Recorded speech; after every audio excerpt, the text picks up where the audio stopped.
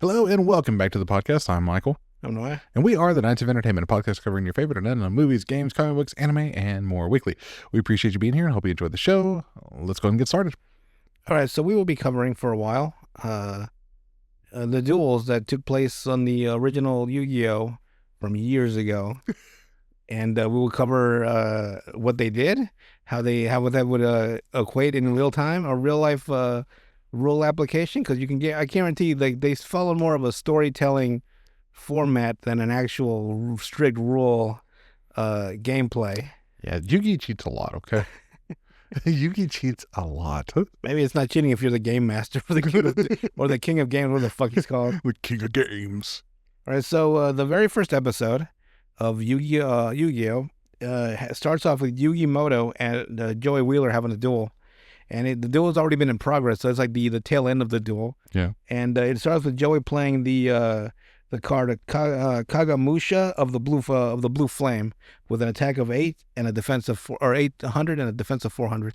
And remember, that's an original normal played card. This is before it got crazy. Oh yeah, these are all before all the fucking 72-page effect cards came into play. I'm like, man, this is a normal 800 attack monster that had no effects. I think what I missed the most about the old cards was they had a little description of what the character was. Yeah. And they took that, they never had it in the effects cards because that was an effect took place to that. But nowadays, it's nothing but effect cards. So you get no description of the monster. No lore, no nothing. Yeah. It's just a fucking huge set of circumstances. You fold down the card, there's extra instruction. So on Yugi, his turn, he plays Black Land Fire Dragon with an attack of 1500 and a defense of 800 in attack mode.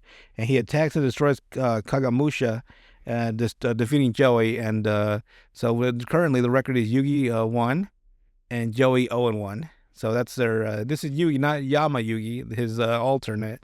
Just normal little kid Yugi. Little 8'2". I'm surprised they never noticed that that he gets tall as fuck. And you know when they're watching him duel, I'd be like, why did he got so fucking tall all of a sudden? Like he goes from 4'2" to 6'1", and no one ever says anything in the whole fucking series. And they fucking jarred the fuck out of me the whole time. Like, there's no one seeing this big motherfucker all of a sudden. And he screams out, Yu-Gi-Oh! Yeah, like he screams at Yu-Gi-Oh! And just fucking changes immediately. And no one ever fucking said anything. I wish Joe would be like, you guys ever notice? Like, you know what I mean? That'd be a great bit, though, for like a comedy section where it's like you watch Joey pull everybody. Did he just fucking get bigger? You guys ever see that? He seems to change every time he duels for some reason. And everybody else is just oblivious to it. They all think that his just personality gets stronger. So he just gets fucking tall. All right, so the reason for this next duel between Yama Yugi and Seto Kaiba is because Kaiba wanted Yugi's grandpa's Blue Eyes White Dragon. He wants to have all of them so they can never be used against him. Even though he already has 3 of them, he can sacrifice 1 and still have 2 left over. You know what I mean? Like when they cancel each other out and they kill each other. So he tried to buy it off him. He won't sell it. He tried to trade a bunch of cards with him. He won't trade them. So he challenges Yugi's grandpa to a duel and just fucks him up. Like somehow puts that old man through just completely through it. Yeah, like Yugi gets home from school, gets a phone call, and says like, "Hey, your grandpa's dying on my floor. Come get him." I'm like, what the fuck? You didn't call an ambulance? From a card game. He fucking gets to the fucking Kaiba's company's building, like this big ass fucking skyscraper, and fucking Yugi's grandpa just laid out butt naked, and he's like, Yugi, he did horrible things to my asshole. You need to check and make sure is it prolapse. Like, Grandpa, no. He did unspeakable things to my asshole. No, so his grandpa's all knocked the fuck out. And he gives Yugi his deck of cards. Like, show him the heart of the cards, Yugi, and fucking he just dies then and there. He doesn't, but it's what that's what they made it seem like. Yeah. And instead of calling an ambulance, instead of the ambulance drivers going out there to pick him up, they fucking carry his ass to the ambulance, like Tristan and Taya on Tristan's back, instead of fucking getting it. You know what I mean? Like, it's something logical. They pick up this old man who's had a heart attack and just fucking piggyback ride him to the fucking ambulance outside. I'm like, what the fuck? Instead of on a gurney? Yeah, I'm like, what the fuck is going on? a little bit of realism it sells a lot to a series, like, or anything. Like when you're able to really show like a realistic, even though it's a fantasy world, have a real world relatability. So him being fucking picked up and I'm like, what the fuck? Why are they carrying him? Where's the fucking where's the hot? Like I was so fucking upset. So Yugi duels Seto Kaiba. And this is the time that Yama Yugi comes out. He does that fucking Yu-Gi-Oh scream, and he fucking turns into. It's funny because I never realized, but in the game or in the show, it's called Duel Monsters. It's not called Yu-Gi-Oh. No. So I don't know why he yells Yu-Gi-Oh. It's like Yu-Gi-Oh. I know, it's so weird. And like I'm surprised it's not called Duel Monsters. So I guess it's because Yugi is supposed to be like. Because what I found out a while ago was that this is actually the sequel series to an earlier series that didn't involve Duel Monsters. Like it was like the origin of Yugi or Yama Yugi and Yugi coming together or something. Yeah. And the Millennium Puzzle. That is weird. Because they had flashbacks too, every once in a while. Yeah, and I'm starting to feel like those flashbacks were from the other show. Probably. It's so weird. I mean, they had a flashback in episode 3 where Yugi tried to save Tristan and Joey from this bully, and this bully just beats the shit out of Yugi. I mean, he's 4'2". Like, fucking wears his asshole out. It was so bad that they had to suspend, they had to like expel the student from the fucking brutal beat he gave Yugi. Okay, so I'm gonna skim this because the way I wrote it was quicker than this shit. Like it's in this, and I'm going off of Yugipedia because I lost my paperwork. I went through this phase where I'm like, I'm gonna start fresh. I throw out all my fucking papers I don't need. It turns out I did need. And so, in their interpretation, there's fucking like 22 turns. But what I saw, they didn't have that many turns at all, honestly. Like 6 or 7. Like fucking 2. Okay, so it's Yama Yugi versus Seto Kaiba. And of course, he's got this new fucking technology that allows the monster to come out like in a hologram. That's why his grandpa fucking had a heart attack. It's like, it's real technology. But then we later on get actually real monsters. And so Kaiba starts by summoning Hitotsu-Mi Giant with an attack of 1200 and a defense of 100. The big green Hitatsumi Giant? Yeah. Yeah. Yugi normal summons Winged Dragon, Guardian of the Forest, with a attack of 1400 and a defense of 1200. And he attacks and destroys Hitotsu-Mi Giant, and Kaiba goes from 22,000 life points to 1800. So then Kaiba draws, and he normal summons Sagi the Dark Clown, with an attack of 600 but a defense of 1500, but he summons it in attack mode. And then he activates Negative Energy Generator, and he triples his attack from times 3, so it goes from 6 to 1800, and he attacks and destroys Winged Dragon, and Yugi goes from 2000 to 1600. But that card doesn't even have that effect in the actual game. Which one? The Negative Energy Drain? What does it do? 300 extra. That's it? Damn. Doesn't seem worth it at all. Here he gets fucking times 3 extra. Yeah, because if it was the 300 extra, it would have been 900 only. So he still got his ass beat. Yeah. Well, that sucks. So Yugi draws the right leg of the Forbidden One, of Exodia, and then he sets a monster down. Kaiba draws, and then he attacks Yugi, and he destroys his Sangan in defense mode with a defense of only 600. So Yugi draws, sets another monster down. And what the fuck did I do here? I think I fucking screenshotted the same fucking picture 3 times. I sure did. Okay.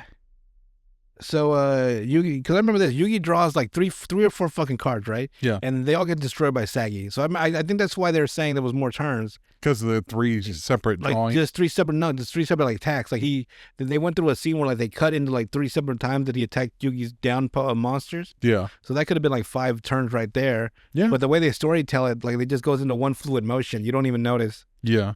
Because the next thing, because Yugi's getting fucking destroyed. All his fucking, there's like 4 monsters destroyed, all face down. Because none of them are strong enough against Sagi. But then he draws Gaia the Fierce Knight with an attack of 2200. By the way, he doesn't summon, he doesn't fucking sacrifice anything. Yeah. He just fucking summons it. It's like, guess what, bitch?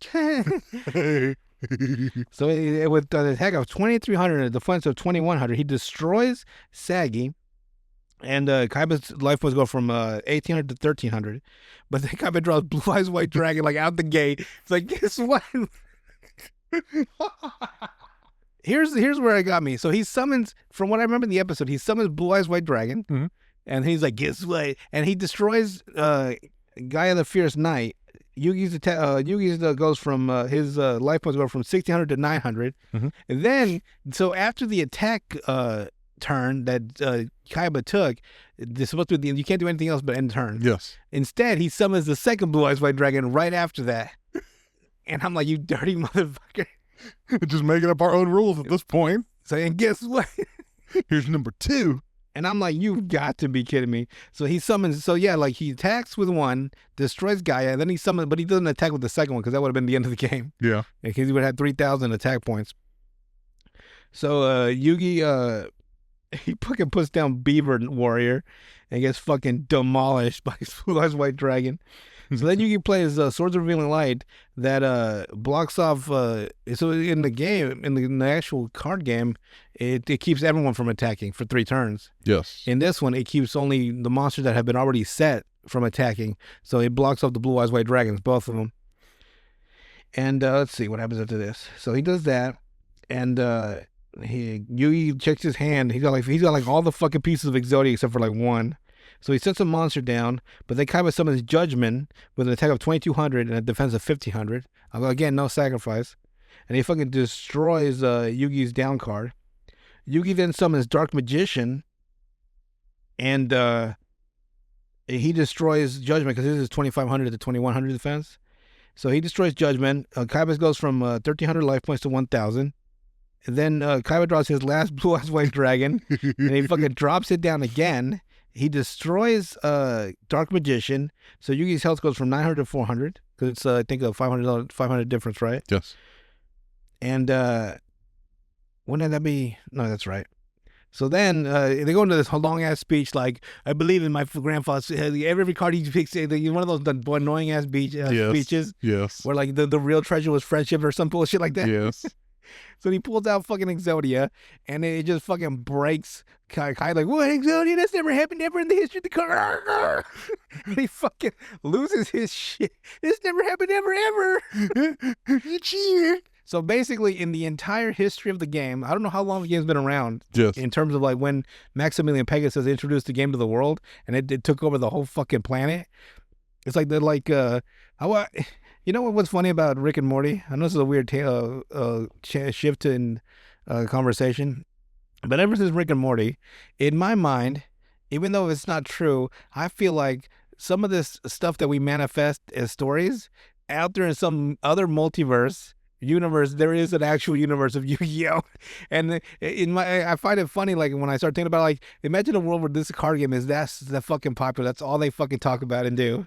Yeah. Yu-Gi-Oh! Well, they also had that same concept in DC Comics too at one point, where I think it was Kyle Rayner had a comic book series that he used to read as a kid, but it was a completely different alternate world where that stuff actually took place. So whenever the comic series ended in Kyle Rayner's universe, that universe was actually destroyed. Ouch. So that, to me, I find it funny with Yu-Gi-Oh! So in the entire history, but not to mention that no one has the Exodia pieces but his grandpa. Which is really weird. And he doesn't fucking duel. Like, he's not like a fucking master duelist that he is a good duelist. But he was like, a game shop owner. Yeah, I don't know if he's like an actual like tournament. Like, oh my God, is that who I think it is? Like, I don't know his first name. I think it's supposed to be Solomon or something. But whatever, something Moto. Like Solomon Yugi or Solomon Moto. And so it's like, oh, is that Solomon Moto, one of the greatest duelists back in 1947? Well, wasn't his Then again, he couldn't be because Pegasus is not that old, so he's the one that invented duel monsters. So it has to be within a time limit of Maximilian Pegasus. But wasn't his grandpa an archaeologist too at one point? I don't fucking know what he does. Like, if I remember right, he had an archaeologist friend. They went into caves and stuff. It's like, what the fuck? Like, it was a weird concept. I went with him to the Great Pyramids. So here's something I found out from Yugipedia, that in the manga, there's apparently they're called penalty games or something. Like if you lose a game, you get like a penalty or something about and your loss. And so after Yugi defeated Kaiba for cheating or something, because in the end he cheats, he actually steals in the manga. He steals his grandpa's card, like he gives him a counterfeit and takes the real one. And then during the duel, he actually just rips it in half because he said he doesn't need it, like, kind of like the manga, the anime. Yeah. But after he loses, Yamayugi gives him a fucking like he actually has more power. Like he actually like it looks like Yamayugi in the anime doesn't know who he actually is, but in the manga he's like the king of games or whatever, like you were saying, because he gives a penalty and he fucking puts Kaiba in a coma for 6 months. And I'm like, God damn. And doesn't he remove like darkness from him or something like that too in that? Well, it must have not worked. He's still an asshole the whole series. Pretty much. Yes. Which also, jumping ahead into the series anyway, why you have like fucking assassins after a high school kid? I don't know. It's Pokemon's, I don't know. Yu-Gi-Oh's a legit fucking business in that time. You got people training guns on Seto Kaiba while he's trying to sneak out and shit. It's like, what the fuck? What else? Also, after Yugi beats him, he's so mad that he makes his fucking Kaiba land like a theme park. Yeah. And like it's like a death carnival or some shit.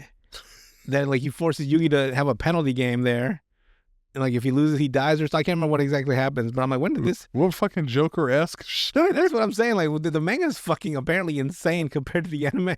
The anime is very tame. They just went straight with just a card game that took over that actually got more popular than the actual anime, honestly. Yeah. But I mean, god damn, that's weird. Same with Pokemon cards too. They became more popular than the actual game. I mean, maybe not the games. But I know no one watches the show like they would like to fucking collect the cards.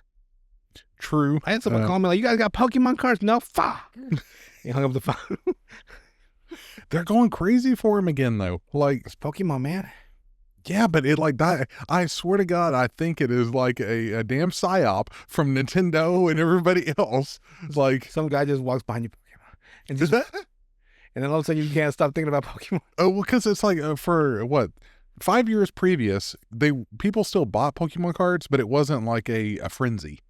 Like it was right whenever Pokemon Go came out. Might have been because of YouTube and fucking, like the... But they've always done the pack openings and stuff. Like the same thing with like Magic the Gathering and stuff like that. Something must... That's what I'm saying. It seems... economy. It doesn't... It seems AstroTurfed and not like a legit grassroots, start. Like an actual like interest. Yeah, like artificial. I think that I think people tried to I think my theory is that they promoted it on like TikTok and probably like X and stuff like that, and kind of pushed it out there and got some influencers to talk about it a little bit. And you should be playing Pokemon. Exactly, or like all those. I mean, like it's not it's the reason it's the number one. We looked that up, right? It's the number one franchise of all time. Yeah. That's fucking crazy. I don't know how. It's funny because I guess the one that got me the most was Winnie the Pooh, but not the the 9 billion fucking revenue. Like from where? I haven't seen a Winnie the Pooh product in 55 years. Where's all this money coming from? You know what I mean? Like look around. When's the last time you've seen Winnie the Pooh?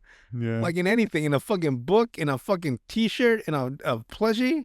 The last time I seen Winnie the Pooh was whenever they made fun of it with South Park. Exactly. But where is he generating all this? It must be in a different country. Like there must be a country out there that just fucking loves Winnie the Pooh. Yeah. It's not in America because I barely see Winnie the Pooh anywhere. No, I always thought it was associated with Disney, but it apparently wasn't. Weird. Or Disney owned it at one point and then don't have it anymore or something like that. But for the longest time, I thought it was still a Disney product. Disney losing ownership of something? Impossible. I know. They'd kill the owners they'd mysteriously disappear. they mysteriously disappeared, but they never got it back. When the copyrights, when the original copyrights go, or when the copyrights go to the original person, that person mysteriously vanishes. They just end up buying the rights back. How strange. Well, somehow that's how our copyright laws have gotten extended farther and further and further because of Disney. At least Sherlock Holmes is free, right? Yeah. Well, like what was it, Sherlock Holmes in the 22nd Century? That cartoon that came out a while back. There was a card? The cartoon. Oh, that one, yeah. Sherlock Holmes, where it's like the future. Yeah, 22nd century. Like he's still after Moriarty. It's London, but for some reason it's still like the Victorian-esque. Yeah, but it's like techno future and I hate that retro futuristic. I hate that shit. Yeah. I guess that's the right term for it. But yeah, like where you got flying cars and shit, but still. But still, somehow they have got kids working the mines at 8 years old with the black lung. Right. They're cleaning chimneys and fucking lungs full of black fucking coal. With the flame light on their helmet. Yep. Oh, man. Remember seeing a video from like the someone was recording some kids from like back in 1909, Mhm. and they just look like miniature adults. Yeah. Like the kids were just fucking putting their hands in their pockets like the grown man does. Yep. They were look like they're 8, but they look like 8 and 80 at the same time. Yeah. Fucking working so hard at that young age. I work with a guy like that. We say that he's 13 going on 30. How old is he? Like 24. How old does he look? 45. A combination of like 35 and 13. That's so weird. Looking young and old at the same. He's like really little. So he looks like a kid, Uh-huh. but he's got the crease lines in his eyes and shit. Jesus. I remember this little old lady, like I kid you not. I don't know if it was a lady or a man, but the person came out of this was years and years ago. Hmm? Back when I used to walk to the library. Yeah. Before I got too fat lazy. Maybe I should renew my library card, honestly. But I was coming out, there was a 7-Eleven right before the library. I would go to get some drinks or something beforehand or after. And I was with my friend, and he wanted to go into 7-Eleven. I was like, I'll wait out here because I didn't have any money. And I was sitting on the little side of the building, and this person comes out, and they're dressed up like you would expect a typical like skateboard, like, you know, like the Vans, the baggy jeans, like the t-shirt with like a little decal on it and all that. Yeah, yeah. But it was like a 90-year-old person. I'm like, I guess their fashion never changed, huh? But they had because like I thought it was a kid, I thought it was a teenager, like because I was a teenager at the time, and they turn around and it's like the face of a fucking grandpa, and I'm like, what the fuck? I guess in my head I'm thinking like at a certain there's an age limit to clothing, But apparently not. but I guess you can wear whatever you want, honestly. But it was so jarring at the time, like imagine fucking like Joe Biden walking around a fucking tank top and a fucking shorts. He did wear a Speedo. Hey man, that's that man's business. But I guess it was it was so odd to me. I'm like, Yeah. oh, weird. Yeah. Mostly because it looked like that, I can guarantee that's the type of person that when you tell them what the price of the item, Yeah. they'll fucking take out the money out of their pocket and be fucking balled up into fucking pieces. You dirty motherfucker, you uncivilized fucks. I hate that shit. I hate unwrapping a fucking bill.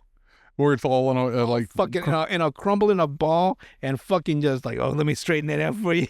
So why don't you fucking just fold them and put it in your pocket? Why do you crumble them up like they're fucking pieces of trash? This is the worst that I ever had whenever I still worked with retail is where somebody pulled it out of their shoe.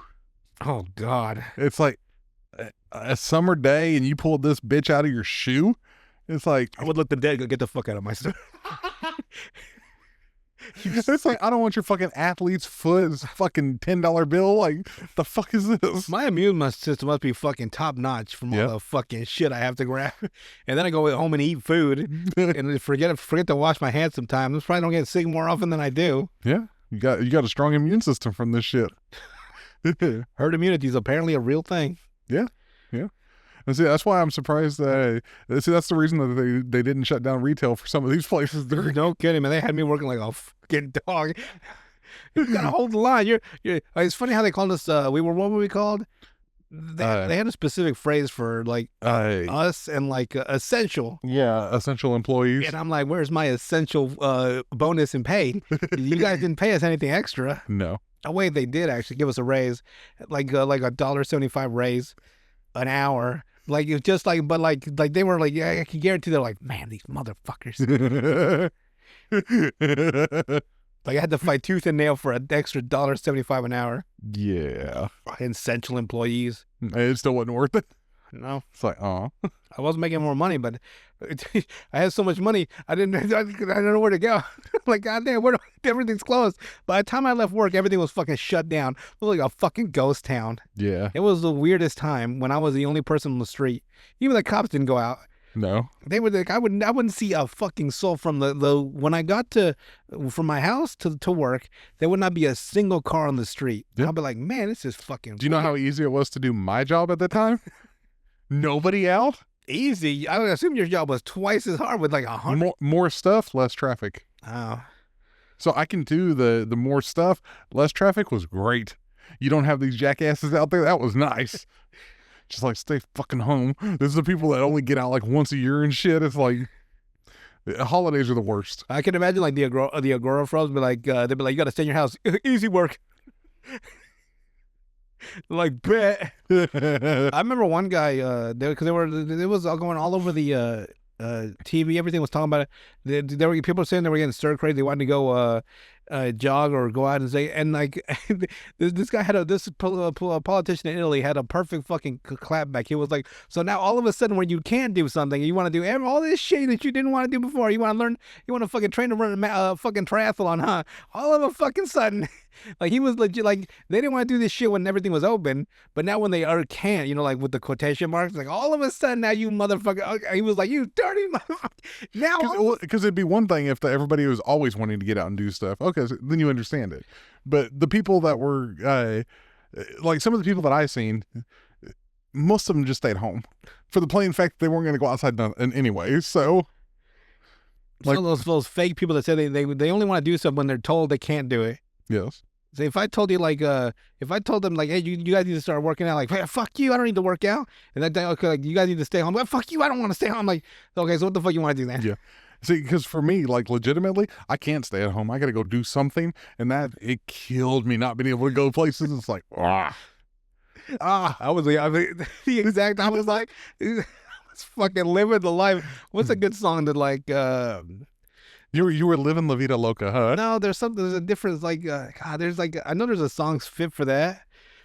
And like everyone else would be like, and I would be like fucking like ripping the fucking seats of their couches, right? Yeah. And I'd just be sitting in my fucking room. I want to break free. I want to break free. And a karaoke machine in my fucking room. I want to break free from. Everyone's fucking flipping out with me. You just having the time of your life? Because I was born for that shit.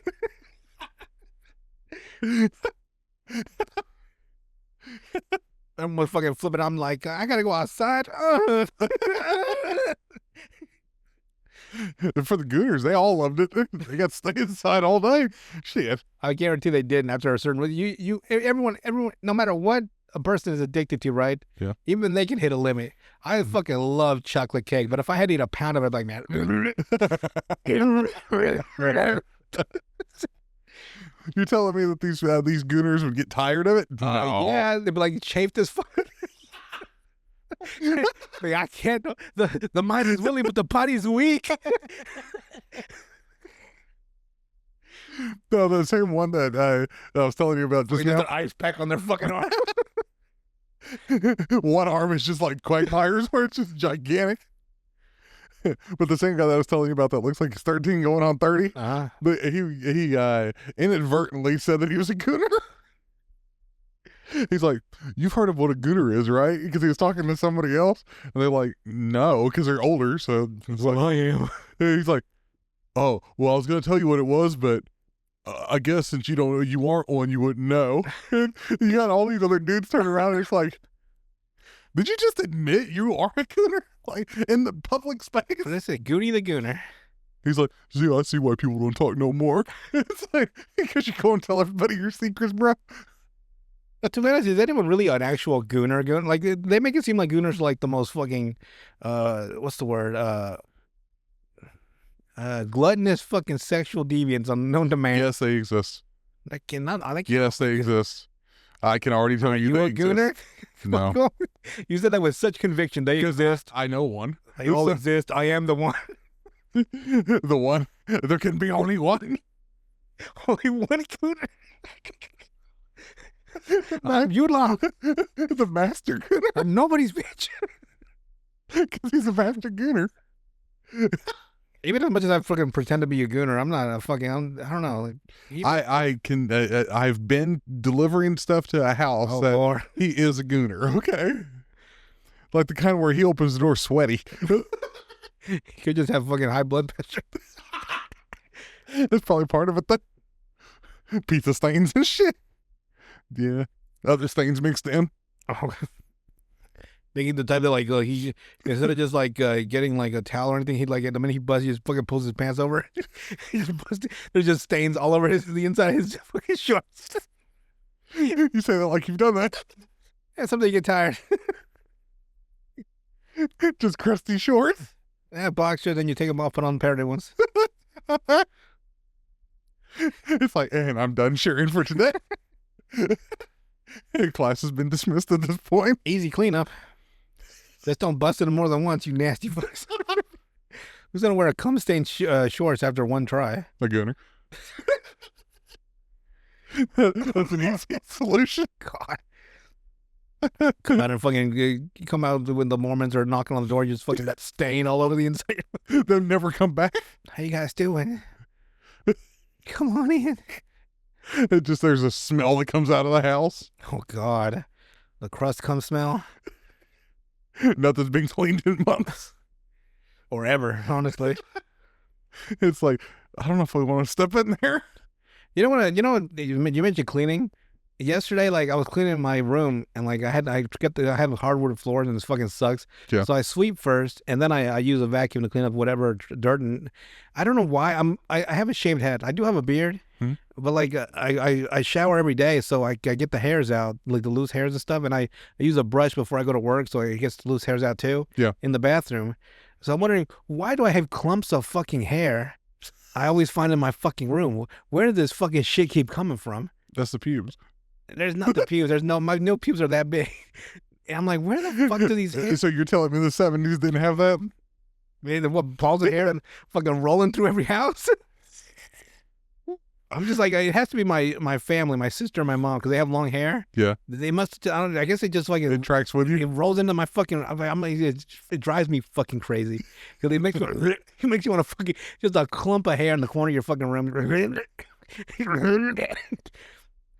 God forbid you ever drop anything on it. You better. And never pick one up with like a fucking paper towel or anything. No. Always a vacuum. You don't like looking at that shit close up makes you want to vomit.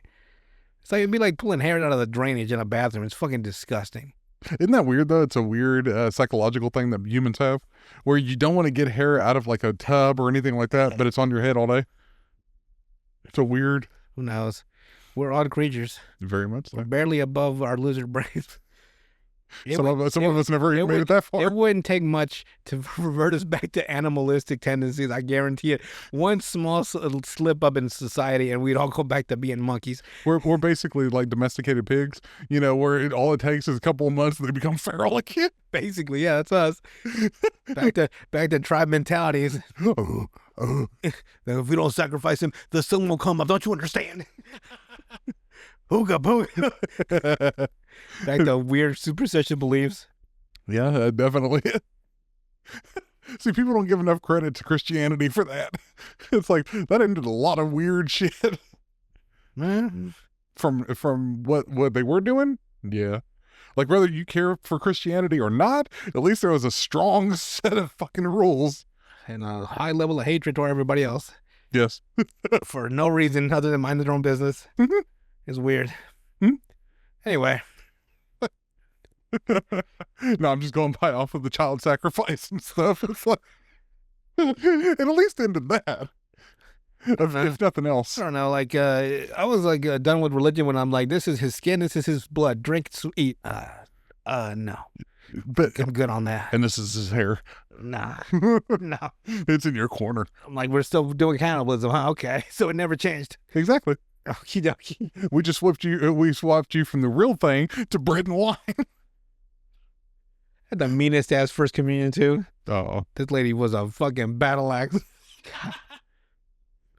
Just the meanest old bitch ever. Apparently, you see, instead of turning inward, you're supposed to turn outward when you after you take your sip of nasty ass wine, water it down to taste like fucking Kool-Aid. No alcohol in it at all. Okay, so you start right. You eat that nasty wafer, and I guarantee that pastor puts his finger in your mouth for a second. I guarantee that dirty motherfucker. Then you get up there, and then you're supposed to slide to the left. Drink that after everyone's lips been on it too. You gotta drink that crap too. And they just put the turn left and leave out. I turned inward right, and she grabbed me by my shoulder and spun me around, that dirty bitch. Never forget that hoe. And you got to the one where they all share the same wine. Yeah, we were drinking the same dirty, like it was like the tiny, like, to drink a little bit. I'm like, that's it. Somebody kind of spits up in there a little bit. Oh, I didn't think about that. Thanks a lot for that. Thank you. I appreciate that. I was like the 8th person in line. God damn it. He's like, You got that one dude that's fucking his snot drops in, it dips into it. Oh. You got that one dude just talking going, God almighty. You know, there's a freak over there. Catholics, man, I swear. See, the ones that I know of, like the normal Catholic churches that I've seen, or the Lutheran churches that do communion, they give you a little, like, actual personal ice cup. Nice. That must be nice. They didn't all share the same one. Out of the same fucking ball. All get herpes from the same bowl. All stained on the edge because they never clean the other side of it, so there's little lip marks all over the side, every other side of it. You got the They just turn it a different side where it's dry. You nasty motherfuckers. Well, that's enough about religion. It's still funny. It is. Personal experiences are always funny. Yeah. So it makes for good storytelling. It makes things interesting. Now you can taste it again, can't Yeah. Never had wine before. I didn't even know what the fuck it was. They said it was blood. I'm like, okay. you? We're going for it then. Some watery blood. It's almost clear. I've never had wine since either. That's weird. Really? Yeah, never tried it after that. That's surprising. Never had any occasion to, I guess. You don't want to be a wino? Not really. The ones that come into work now. Can I borrow your phone? I need to call somebody. And she proceeds to call 4 different news agencies around the city. Did you know? Did I tell you that story? Yeah. And now I'm on some fucking watch list. Thanks a lot, lady. Now I can't call from this fucking phone to those agencies. They blocked my damn number. It's like, oh, it's like crazy bitch again. And I haven't seen her since. It was a long time ago. It's weird, some of the people that stick in your head. That black van pulled up and took her.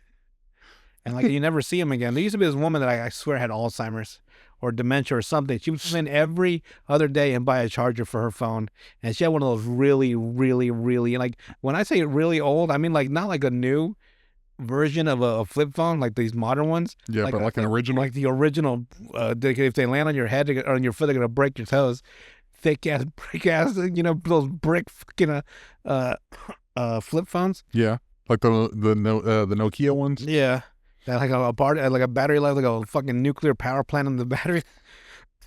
And she would come in like every other day and buy a charger. And like she would forget that she bought a charger. Sometimes she'd come 2 or 3 times a day, buy a charger again. And like, did I buy one already? I don't remember. Okay, thank you. And I'm like, this lady needs some fucking help or something. And after that, we never saw her again. They probably put her in a home. I hope so. Hope she didn't just end up like poor Gene Hackman wandering around the fucking house till he dies. Because he doesn't even have enough like coherence to realize his wife is dead, which is crazy. So he just died of thirst, probably before anything else. It wouldn't be hunger first. No, it wouldn't be hunger first. But man, imagine like what he just wandered around. That poor dog died of thirst too. Yeah, that was that dog in the cage that was trapped. Yeah, that's fucking. And I just saw a movie with him the other day with him and Owen Wilson, Enemy Behind. What is the movie? Behind Enemy Lines? Yeah, Behind Enemy Lines. Where he ends up he's in a jet fighter and he falls into and like that Russian guy is always looking for him or whatever country he's from. Honestly, I feel bad though for delivering different things to nursing homes and like retirement communities. There's a huge difference between the two. I don't mind going to retirement communities because it's people that chose to kind of be there, like where they're still they have their mental faculties with them and stuff like that. Mm-hmm. And they're not out of their minds completely. Like some of them are just crazy. That's just who they are. That's who they've been their whole lives. Exactly. They're just kind of crazy. Or their kids sell their home and make them move there. That's fucked up. Yeah, God damn. That happens like way more than you would think. Jeez, that's like all the time. And then I remember this one elderly gentleman that was 94, but he was still. He walked everywhere, had no issues. Like he wasn't handicapped in any way, like he mentally or physically. He could do anything. Wow. But his daughter made him move out of his home. She sold the home and sold his entire coin collection underneath him, and sold his guns. That's like guns, girl. Take my coins, but not my guns. So he's like, well, I guess I just don't have shit. At least he's good natured about it. I guess fuck me then, huh? That's exactly what he said. He's like, well, I guess I don't need no fucking money. Because I didn't give him any of it. That's fucked. He was just living off of his pension and retirement. That sucks. Where it's like, damn, dude. Because he was the first fire chief of Moore. Wow, really? Yeah. Shit. Like for the one that they have anyway. Like Yeah. he was their very first one. And he's like, well, I guess yes. Fuck me then. The only thing left for me to put it, they die in a fire, huh? Wouldn't that be ironic? No, I think he died during COVID. That I think. sucks. Not because of COVID though. Oh. It was because they wouldn't let him out of their rooms or anything. Like they kept him in like prison, where they couldn't even get out into the halls or just walk outside or anything. He ended up getting like, You know what's funny? Like, not funny, like, haha. Like, if when you say someone died during COVID, their first response, like, was it COVID? you're right. Isn't that weird? Yeah. Like, it wasn't COVID, though. No, it was not COVID. It's such a weird, we have that era now. Yep. For him, I think it was to do with his heart. Like he wasn't getting enough exercise because they were leaving him just sitting in a room that he just passed away. But, like, he died during COVID. Was it COVID? It was the flu. Weird, huh? Anyway. Like something else. I mean, then there's another old lady that went. I got hit with the flu, like, I think it was no, it was the year before. No, it was either last year or the year after, but before it last. And that was the first time I actually got the flu. Like the actual flu. And I was fucking, like, here's how bad it was. Like, and I'll never forget it because it was driving me crazy. So I got the flu and I was knocked out for 2 weeks. Like, I was knocked out I could not fucking, like, I can function a little bit, but I was eating so little. When I was trying to keep as much liquid as I could, but I just, like, I could not fucking get out of bed. And, like, I started, I don't like taking medication, like, back then. And now I'm like, you know what, this will help you. When you need medicine, you need to take medicine. So I started taking medication, like the anti-flu and stuff. I started drinking more fluids and all this and that, but I was fucking wrecked. And that was the only time I called in to work for 2 weeks. I was like, I can't do it. I'm dying. I'm sorry. Like, there's no way I could have functioned and like with people. I'm like, get the fuck out of my face. You know what I mean? It would have been the 100% version of me, unfiltered me. Do you know where the brooms are, bitch? What look like I know where the fucking brooms are? I can barely fucking see my own face. I would just be the meanest motherfucker. Especially with my level of quick comebacks and wit. I would have fucking torn people to shreds. You got those fucking binoculars for glasses. Why don't you look around for them, you asshole? Just be fucking for no fucking reason either. It's like you got 2 legs, so go over there and freaking look. Are you I don't see a handicapped? wheelchair, do I, bitch? So you better start fucking walking. If the little, can you help me to my car? And with these bags, you got 2 hands, don't you? You look really spry for a 95-year-old bitch. Get the fuck out of my store. I would have been the meanest. See, in general, you try to withstand it, like you withhold it a little bit. But so after that, I got over the flu, right? And then when my fever broke, that's when I was turning the corner. But 2 months after that, for like a continual 2 months, I felt such a level of fatigue. Like, I did not understand why my body was so tired, no matter how much sleep I got. Like, it just felt like a weight. It was like something was like pressing on my shoulders and to down to my fucking kneecaps. You know what I mean? Yeah. Like, I was just worn out, and I don't know why. And I was thinking, like, what the fuck is going on? And it happened again when I got the flu. Like, I guess I got a weaker version of the flu a little bit later. Yeah. And like, I knocked it. What I did was I fucking turned up the heat and I got under my covers and I fucking sweated it out that one night. So I knocked the flu out before it could really like coalesce in my body. But the same thing, I was fucking exhausted for no reason. It was weird. I've never, like, I looked up like there's some sort of like fatigue syndrome afterwards sometimes that you have that, and they say like you could go be up to 6 months later. I'm like, fuck all that. God damn. But it's so weird. It really wasn't the flu, it was AIDS. Maybe. You got it from that nasty, dirty bitch that coughed on you. It'll be more specific than that. I've been coughed on 1,000 times. The one that had the spittle of blood. I don't recall. You told me about it, so. Shit, I forget everything. I have no idea what the fuck we're talking about now. It's like that look of like just deer in the headlights. Like, what the fuck are you talking about? Like, what random bullshit did I go on about today that I don't remember? It wasn't today, but yeah. You know what I mean? Like, what random bullshit was I on about? I mean, you have, made it through the podcast half asleep, so, Barely. With not even a semblance of what the fuck I was talking about. You started talking about lesbians, and That was a weird, yeah. you can go back and listen to the podcast and hear him talk like that. Spittle, I don't remember at all the story. Because you said she coughed and she had blood on her mouth or whatever. Wow. So that's that's a every other day thing now. That's probably why I don't remember. It's hard to remember like something if it happens constantly. you can't pull out the one specific scene if it's like a continuous. It's just a general thing that happens at this point. I've seen like bloody people like 8 times a day now. Like, why don't you people just take care of that shit before you come into a fucking store? You've had people run out of the back room and twice now. I'm fucking livid about that one. Where they make the fire alarm go off. Just fuck all over the damn building. I'm like, I fucking flip out. You want to just kill them. It's like, just grab them. Grab one of those heavy ass fucking beer mugs and crash it across his fucking skull. Those thick ones. Yeah. Get one of those Stanley cups and just fucking boom. And hope to God that the fucking handle doesn't break in my hand and fucking slice me up. Yeah, that would happen.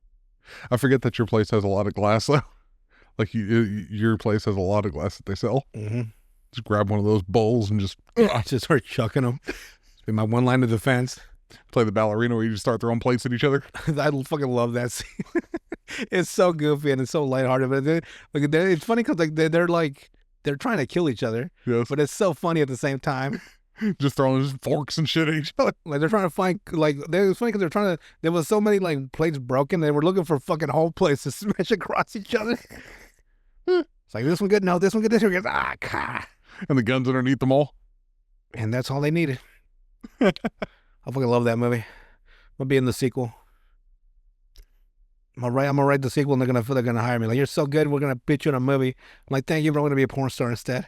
So are they just trying to create an entire John Wick universe with that?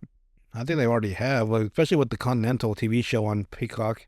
Oh, they have a Continental?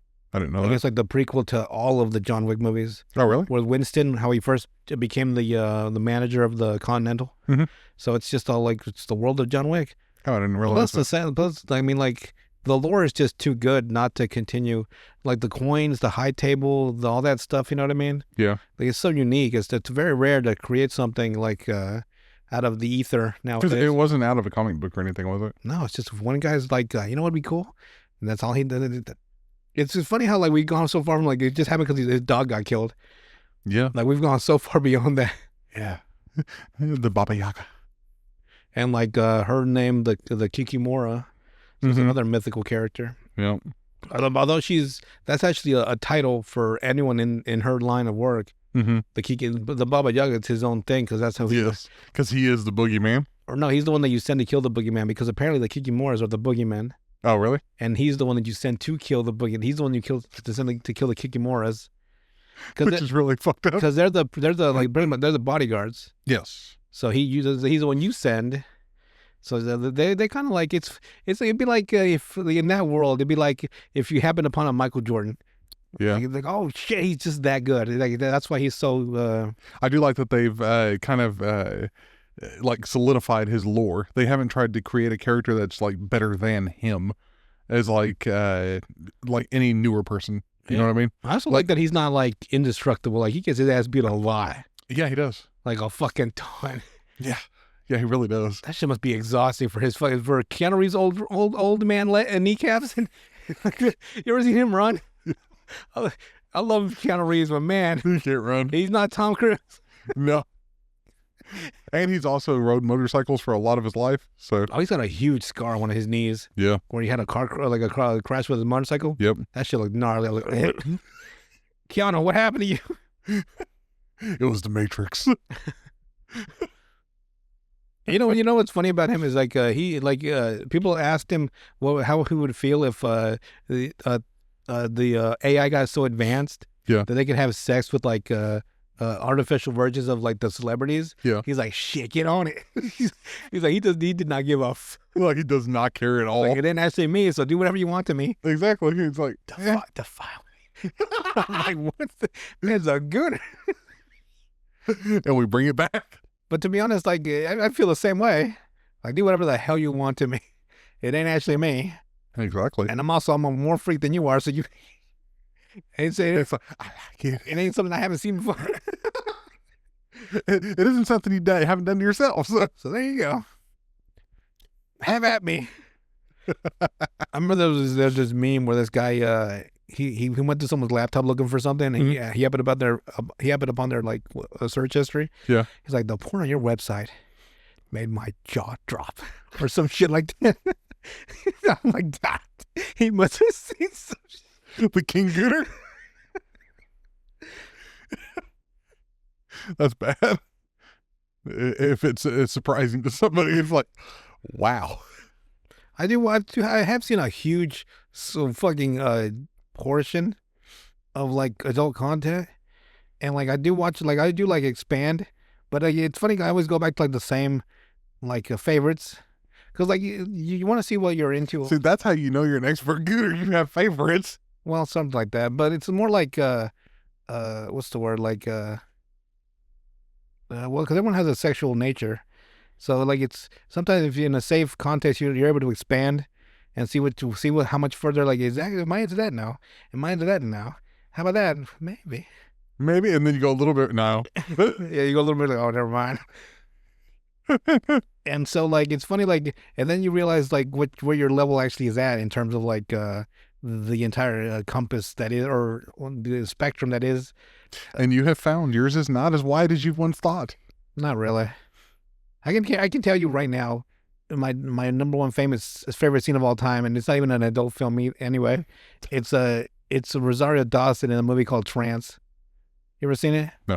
Okay. Want to see the scene? I'll show it to him live, and he I can guarantee he'd be like, oh, okay, that's it. This is that one and the scene from American Pie with Shannon Elizabeth where she's undressing and like they have that camera. Oh. I don't like the camera part, they're them spying on her. Yeah. But I do like her part. Yeah. Like if the camera was not on that, if they had taken that element out, right, it would be a more like wholesome scene, I guess. But because it's an invasion of privacy, so it's hard to like, it's like one of those like tainted scenes. Like, damn, I like it, but I don't like that part. Right. Where they're spying. But if they didn't tell you about that, right, you'd be okay with it. Yeah, because it's just like at the same time I'm spying on her through a different medium. But if that was the case, I could go for everything. That's what I'm saying. Like my brain was like, wait. Like I would start losing my mind.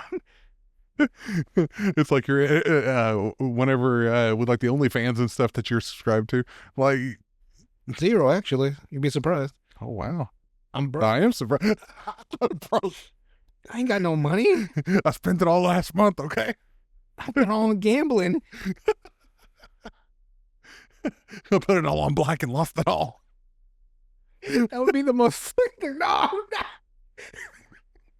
I lost my last savings. I would guarantee, like, if I went to a game, like, and black had a 99% chance of hitting, I'd still hit fucking red. I'm like, God dang.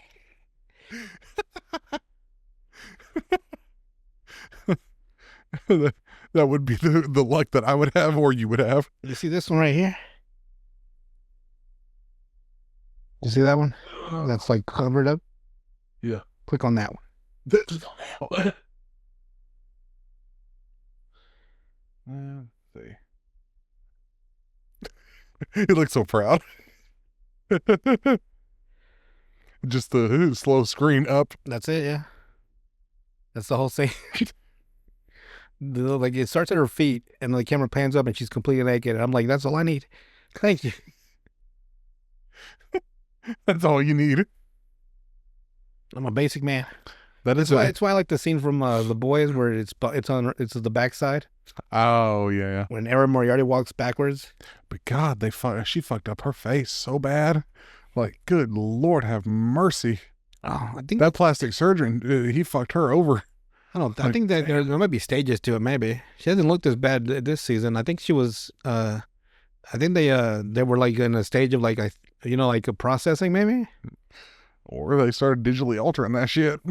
She looks fine to me. It is her body. I don't give a damn. She looked perfectly fine before the surgeries. Oh yeah, That's my point. You don't have to go and get surgery, and you fucked yourself up. Like, I don't know what the fuck they did to her, but they gave her like the Hollywood face. Is the only way. It's the only way I could describe it. Like, it's the Hollywood, like every woman looks the fucking same. Oh. And before that, she looked like a just a wholesome woman. Like, she wasn't ugly. Like, I hope it wasn't body dysmorphia. That would suck. no, I don't think it was. I think it was pressure. I hope not. More so than anything, yeah. Don't you pressure anybody to grab a belt and start whipping people. And then you pressure him and not with pressure. And then it just becomes a loop. That fucking terrible cycle of pressure. You're pressuring to not pressure, and then they pressure you to not pressure them. And every time it's just like, you pressure, push it down on me, the song. Under pressure.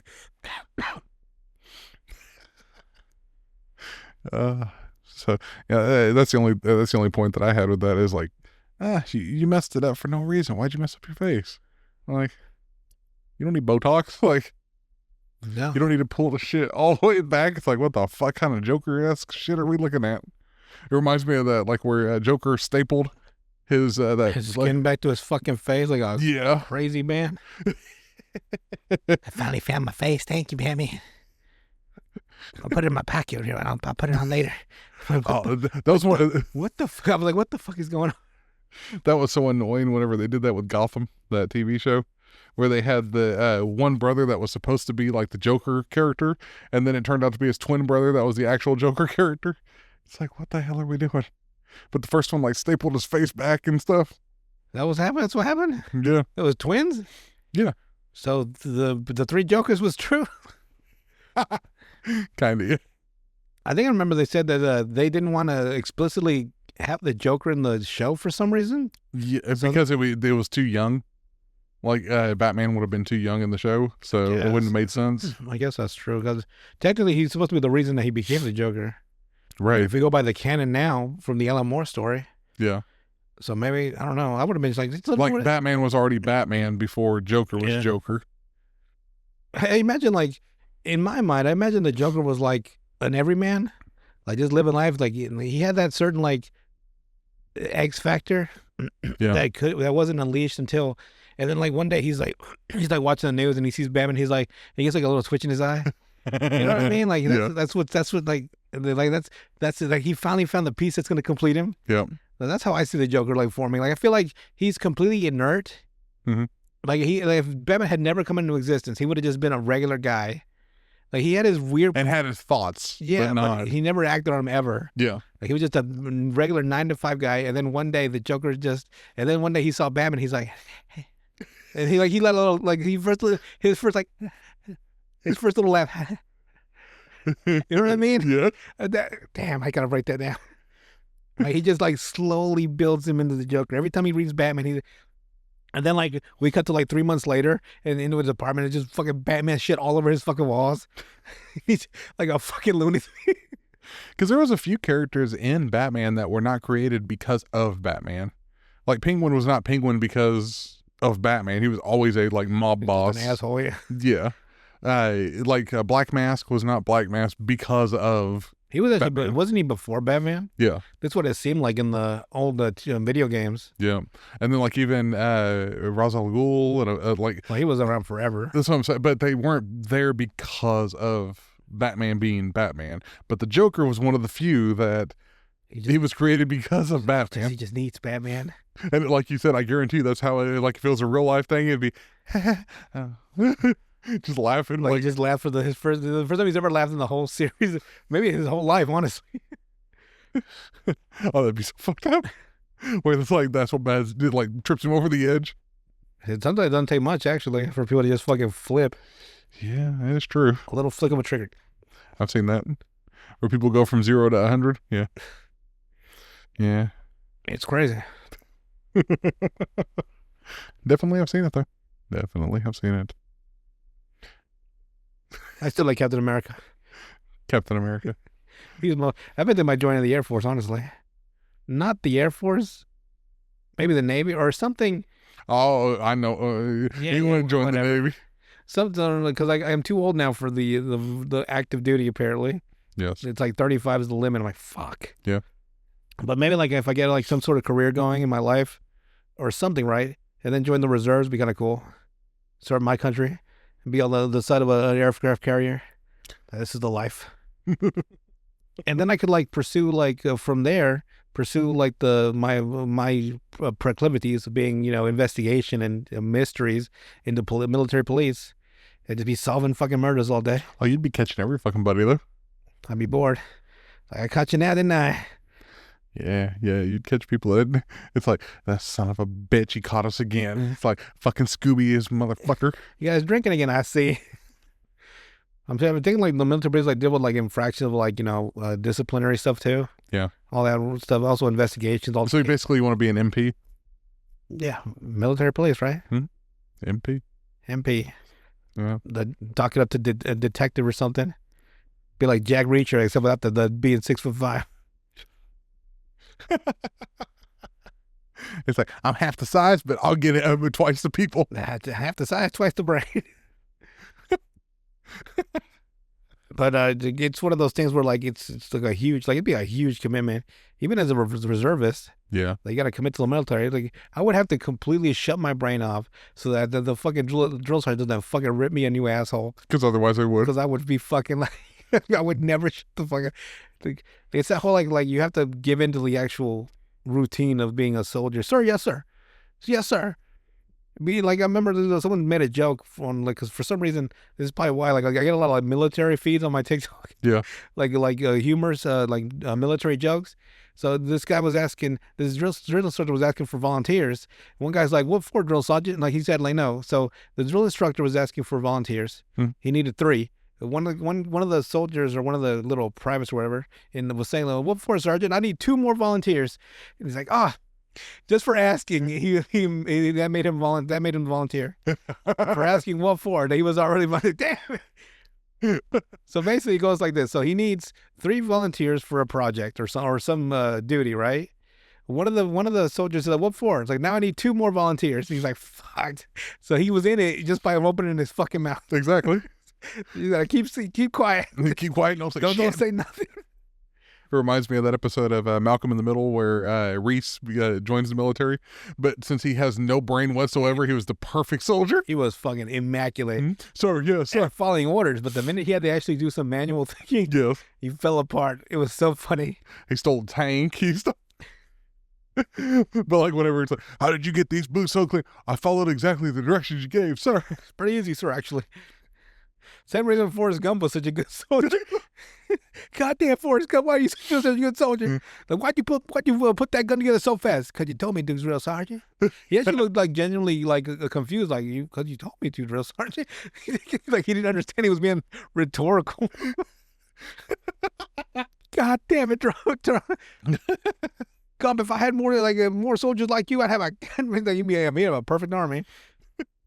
It is because every branch of the military has their stereotypes, which is hilarious.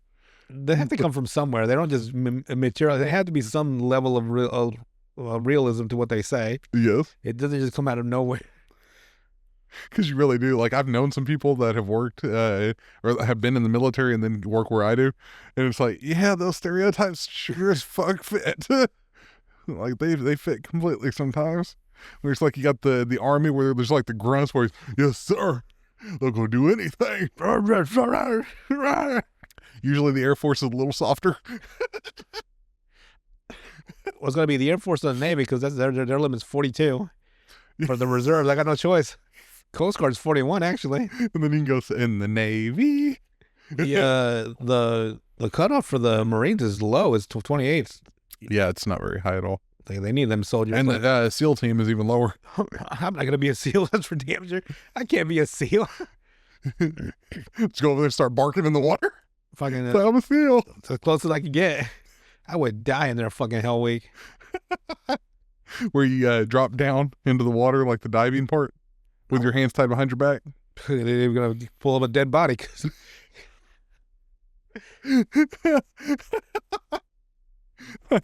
It's fun. It's like, well, they didn't make it. Like, oh, shit.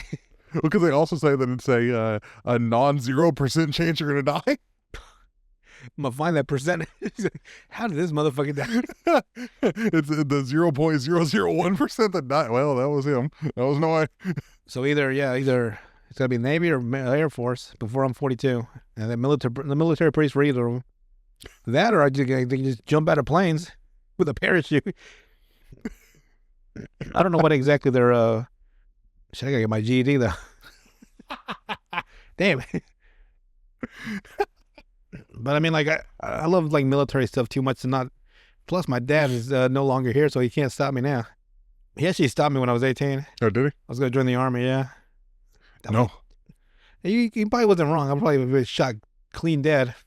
Yeah. I wasn't as smarter as but I'm also not as physically fit as I was then. So You lose some, you win some. I just want to see if I have the medal for it. You know. Yeah. Whether I can whether I fucking break and fucking where's the quit forms at? It's like I made it to 2 hours. You're just over there in a ball crying. I didn't even get off the bus for boot camp. I was like, I'm done. I'm done. Okay. Here's your money back. Or whether I can do it, you never know. It's like just over there. It's like here's your bonus. Just take it back. I don't want it. I'll pay you. At least the haircut will go quick. You're done. You just have to shave your beard. Basically, yeah. Take off my nipple piercing. I wonder if they let me keep those. I actually asked the internet. They said nose rings no, or ear piercing no, but what about, they said nothing visible. So what about my titty piercing? It's like, could your inner be twist and pull them? It's like, but I like that. I live for that shit. That'd be so hilarious if somebody actually did say that, though. It's like, I lived for my titties to be twisted. I go all day hoping some motherfucker would just fucking yank the shit out of these motherfuckers. I always had a weird when a girl has one pierced and the other one not. I always wondered why. Yeah, I haven't ever seen that. You haven't seen it in the porn then? Apparently not. So you are way back. I need to give you a list. I need to give you a 600-page fucking pamphlet. The introductory course. Start with the prologue, 600 pages. The prologue to being a gooner. And 18 fucking volumes later. His book is for sale on Amazon, just so you know. But if I ever wanted to write Captain America, I don't think it'd be a better material than being in the military and like an actual soldier. Yeah. He was a soldier. The wrinkliest fucking, scrawniest fucking 98-pound soldier I've ever seen in my life before this. What if the serum didn't work? It just came out the exact same. So, that would have been fucked. And they still sent him off to the military. Like, well, he's super strong now, technically. His bones just break. Oh, man. Apparently, from what I read, because I just bought a book on the Encyclopedia of Captain America. And so his is the prototype serum. That's why he got so tall and like genetically altered. But like when they refined it, like for like the Winter Soldier and like the Isaiah Bradley and them beyond that, the reason they didn't get fucking 7 feet tall was because it was refined to only amplify like internally and not like outwardly, I guess, because I guess that makes sense. Like they had they get like 8 foot tall fucking soldiers everywhere. I mean, it would be cool, but they wouldn't be able to spy anyway. They would look out of place, wouldn't they? It's like, yeah, he's a super soldier. Look at that big motherfucker over there. He's 9'3". Oh, you know how big Bane is in the Absolute Universe? Oh my God, I've seen that picture. It's like, what the fuck? He's 25 feet tall. It's like, Jesus fucking I haven't used my serum. You want to see it? And I was like, oh no, I don't want to see it. When he said, "Do you want to see it?" I was like, "No," because he had already just beat Batman as is. Yeah, it's like I can beat you with one leg. You juiced up, freak, juiced up. I haven't even used it. Watch this shit. And I was like, "No," because Batman's already 6'6". Yeah, but he looked like a little kid, like just hanging from his cave. Basically, yeah. It's like, what the fuck? You wait for this choke slam, and he fucking slams him. It's like, because Absolute Batman is fucking gigantic compared to the regular one. What moves was he using on him? Like he was like using pressure points to make Batman's like limbs go limp. It was a weird fight. He's like, 2 fingers. He's like, I can't feel my arm, my gooning arm. You dirty motherfucker. You can take everything but that. Not that arm, no. Then he does something to his leg, I think. And then like he does something to his other arm. So he only has one leg left. And then he gets juiced up. Yeah. So how's Batman gonna beat that? I don't know. I'm surprised they even introduced Bane that big in Absolute Universe. He was already bigger than him without it, wasn't he? Yeah. Like he was like 7 feet tall. Yeah. If it not more. So I'm like, he didn't like. I was like, that's insane. Like I hope they make 45 feet. I guess it actually doesn't fall far from the Asylum universe and the video games. He was a big motherfucker there. But he wasn't that big. No, he wasn't like that, but he was big. Because you also have to take into consideration in the game version of Bane and Batman was still the same height as he is in the actual comic book. Oh yeah, he's like what, 6'3", 6'2"? Yeah, and the absolute Batman is fucking gigantic compared to the Arkham one.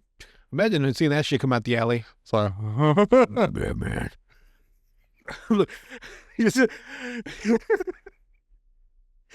oh my fuck. The old lady just drops everything and runs. I used to play basketball. I'm about to dunk your fucking head. You fucking alley oops. Your entire body. Remember that scene with the Riddler playing basketball? And Batman, imagine 6'6" Batman. Watch this shit. He just grabs the basketball, fucking breaks the backboard. Yo, you like that shit, Riddler? How'd you like that, Riddler? You dirty motherfucker. He's just like, he's hollering like,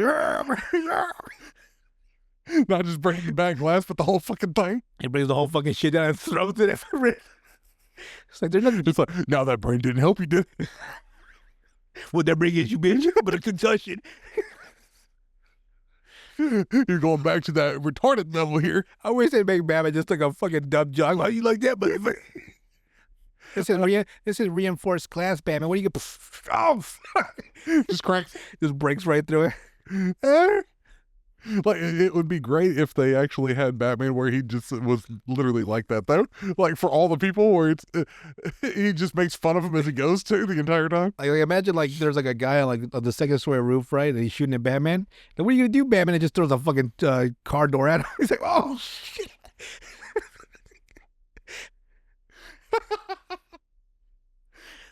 Just random shit like that would be great. Like, even as a comedy series, it'd be fucking hilarious. It's like, even with Joker, it's like, you want to laugh, Batman? He's like, I already laughed last night, motherfucker. I was watching Naked Gun, and he fucking gives him an uppercut. And I'm laughing at his fucking two feet. But just random shit like that would be great. It's like, yeah, I went to the comedy club yesterday. You know, I used to love pro wrestling. You ever seen the Batista Barrel Bomb? And he fucking slammed it through 2 fucking stories. It's like, goddamn, Batman, you sick fuck. Like the Ben Affleck Batman, where he's just shoving people through the fucking floors. Ripping people apart. They took a little bit too much out of the Arkham Batman for that. So he was, Arkham Batman was a fucking beast. There was no way he wasn't fucking souped up on super soldier serum. Ain't no goddamn way. What I always found funny too is somebody did a parody of it. I bet you Jock Batman, instead of a batarang, it should be a fucking bat. Maybe a brick with a bat symbol on it. And just fucking throws it in his skull. He's my batarang. He just fucking throws a cinder block to the fucking wall. That'd be great. It's like, oh shit. My batarang. But yeah, like it'd be like he would like he'd be hitting the hand like, oh, what was that? And he just look in the wall, there's a fucking cinder block embedded in it with a bat symbol on it. That was my batarang. He's got a pallet full of bricks just sitting there. They're attached to the Batmobile. It's like, so what do you got in that fucking utility belt? Just a bunch of snacks. So you don't have any weapons? Yeah, I got this lead pipe. He just fucking started swinging. I mean, to be fair, didn't the Absolute Batman have something like that? Well, oh yeah, the axe on his chest. Yeah. Like, you check this shit out. It's a whip. I imagine how excited he'd be. Like, you ready for some weird shit? He pull a fucking battle axe off his shirt. Like, oh my God. She's got a fucking battle axe. You ever see Conan the Barbarian? They need to do something like that. That was just a parody. That'd be great. Or even like a one-shot comic where that's all it is like just a ridiculously buff Batman just beating the hell out of people as a jock though. Just the entire time. He's like, "Yeah, you nerd. You fucking nerd." That's how the Joker became the Joker. He broke his glasses one day. You sick fuck. I bet you can you see Joker? No, you can't see this combo there. You want a sandwich? It's a knuckle sandwich. That would be great. Like one of the villains asked something, it's like, all I can hear, like, I'm Batman, all I can hear is these ass whoopings. Or something like that. I had a fucking funny thing one day, but I can't, So the context was like there'd be a guy sitting in a room, right? Some other guy walks in, like the first guy's scrawny and the other guy's like buff as hell, and so the guy coming into the room is like, "Have you seen this or do you have any of that?" And the guy is sitting is supposed to say like, "All I got here is ass whoopers. Why, you want one?" And the guy just walks in and beats it out of him. So, yeah, I do. He just fucking like, of course, the guy that walks in is twice his size, so I don't know why the guy's sitting down and is talking shit, but he just gets fucking ripped to shreds. But I never had a context for where it would fit in anything. It'd fit with Batman perfect though. I guess yeah, like he walks into like a building, yeah, and they had, you guys got any whatever he's looking for, and whatever fucking thug's like, oh no, all I got here ass was why you want one? And Batman's like, yeah. He just beats the shit out of him. The next panel, you just see him fly through the window. I'm sorry. Oh man, it'd be a funny fucking version of Batman. It would. I could see Mad TV or not Mad TV, Mad Magazine doing something like that. They probably have at some point. They have probably years and worth of comics. They have this. I'm sure they have something with Batman like that though. But that would be just its own comic series of just that type of shit would be fucking priceless. And then Commissioner Gordon's on the roof with Batman. Like, did you have to power drive him through 3 flights of stairs, Batman? It's the only way, Commissioner. The best part would be where you know how he always disappears from Commissioner Gordon. Yeah. You just see him run around to the side right there and wait. He's like, you just have that bubble in Commissioner Gordon's mind where he's like a child. He thinks if he can't see me, I can't see him. And you see the cape just flowing in the wind. Plus, he's like 6'9", but whatever he's behind is tiny as fuck. But how toddlers can't see you whenever they like if they can't see you, Right. they think that you can't see them. He can't see me. Where he's hidden behind like a pole right there. Oh man, That'd be hilarious. that would be quite the nice little yearly comic. Yeah, One of those like yearly ones they do every once in a while. yeah, like or it's the annual ones. Yeah, the annuals. That's what. Yeah. Like, I was trying to figure out what it's called. But just like where it's a 10-page comic book or like part of a different series, Yeah. you could do it with every character as well.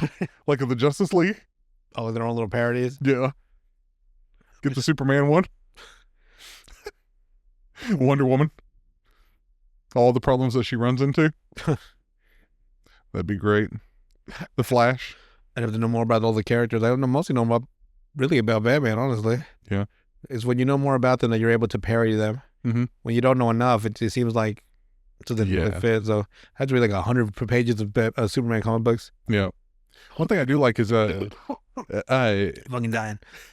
what I do find funny though is that everybody underestimates the Rogues Gallery from The Flash. Oh yeah, yeah. They all think that he's they're got a thick ass fucking lineup for sure. yeah, well they're all way more deadly than what they could be. Yeah. But they all have that like code to where they don't hurt innocents. Do they? Yeah. All of the Flash's like main villains, like Mirror Master, Captain Cold, stuff like that, they don't kill anybody I didn't know that. because they know that if they did, the Flash would kill them. Like that's their What he? yeah, he would. Thought he was like also one of those like, you know. But that's his deal with it. Ah. Is that he doesn't go all out. Like they can do whatever they want to him and he'll fight back against that. But with like Wally West mostly, Mhm. like they don't fuck with him like that. Hmm. Like they'll rob banks and all that kind of stupid shit or like the normal like villain Yeah. shit that they do.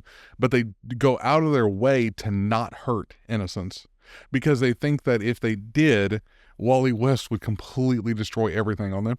Then you have Reverse Flash. I don't give a fuck about. Well, that's none of why that's why they all went after the Reverse Flash at one point. that. Did they? Yeah, there's an actual book They must about have got them. their asses beat. No, they won. They beat. They beat Reverse Flash I don't see that happening. because they never used their full strength with the Flash. Because they're not trying to kill him per se. So what are they trying to? Like, I guess it doesn't really make sense to make. Like, what's the They're point just- then? Villains, like they're just stealing shit and stuff. Oh, they're just thieves. Yeah, basically. Hmm. And then you have like people like the Trickster, where he's out of his fucking mind, like in general. So then he wouldn't mind killing people. Like the rest of them keep him in check. Like they keep his insanity in check. But like I said, they never go after like innocent people Hmm. because they could. They just don't. But I can't remember. I think it was it might have been Joker Who else would it be? or Lex Luthor. I can't remember which, because it was a main, like, huge main villain from like Justice League style villains, but they all looked at the Rogues Gallery like they were useless. Like, you, the Flash is a bitch because he can't stop y'all, huh? And they're like, no, it's because we don't kill anybody. That's our code. Like, because if we did, God knows what he would do to us, because he could erase him from reality. Shit, I would just move to a fucking different city and fuck that city up. Yeah. You know what? I'm done here. But they also know that all they're gonna do is get arrested at most with the Flash. Like, he's not gonna go and fuck them up like Batman would. He's not gonna send him to the Phantom Zone the way Superman would. Should I hate to be a writer for that series? That's for sure. Yeah. It seems so like handicapped. Like, villains can't be villains. Like, they try to kill the Flash, but it's not really like killing the Flash type thing. It's a weird concept, but there was a couple of miniseries that covered it to show how they do what they do. Like, it's like, oh, okay, that makes some sense. Like, they seem like B-rate villains against like the Joker or the Riddler or Lex. Yeah. But they literally hold themselves back because they keep each other in check rather than the Flash keeping them in check. Like, the Flash will go into a bar and see them and won't arrest them. It's a very, I don't know, it seems like a 1940s style storyline. Kind of, yeah. Yeah. I'd have to find it and send it to you, but the specific issues. Yeah. Okay. But it was one of those weird things, like, because even in Justice League Unlimited, like, he went in there and had a beer with him or whatever it was, like a drink at a bar. Friendly with his guys. Yeah. Like, he doesn't hate them because they don't kill anybody. So Captain Frost, Boomerang. Exactly. And they don't go after him to kill him either, so like, they're always just trying to steal shit and stuff. Weird. It's a weird dynamic, because you imagine like Batman and Joker. Hey, Joker. How you been, man? How's the teeth? I lost all 8 teeth. You knocked that out of my mouth. It wouldn't work with any other hero. What the fuck are you even doing here? You sick fuck. It really wouldn't work with any other like hero villain combination. Maybe Lex and Superman. So why do we do these things that we do? I don't know. Well, wasn't there that one or the one issue where Lex basically got Superman's powers? He's like, I see and understand the entire world, and then all the powers go away. It's like, oh. I think wasn't it I think it was All-Star Superman when he got cancer. Yeah. From the sun or some shit. Yeah. And so he was dying, so he gave Lex, somehow Lex got all his powers. Yeah. And he finally understood Superman. Yep. He's like, I'm so sorry, bro. Superman's like, you understand how, and he fucking dies. Exactly. They made that Superman like fucking Superman. Like, he was strong, like beyond like regular, normal, everyday Superman. Yes. He was like arm wrestling with 2 guys of like immense power at the same time. Yeah. Is that all you guys got? I mean, remember whenever they retconned the Silver Age Superman from blowing away fucking planets by sneezing? Like, pushing those bitches out of the way. Just gone. It's like, well, there goes that part of the solar system. They had to fucking wreck on him considerably. Yeah. Because he just kept fucking upping his shit up more and more. And the sad thing is, Superboy Prime and Superman Prime both have those abilities still. That's why they're so powerful. Primes. Primes. Just like Optimus Prime. Are they part of the Optimus Prime family? Hey, who knows? It might be. Like adopted children. I'm Optimus Prime. That's my nephew. I adopted these kids. They had no home. Their planet exploded. Their planet of Krypton. They don't like oil for some reason. That's all we drink here. They won't drink it though. Fuck on my side. Disowned them all. The Cybertron will never be the same. They don't want the Allspark. They don't like it.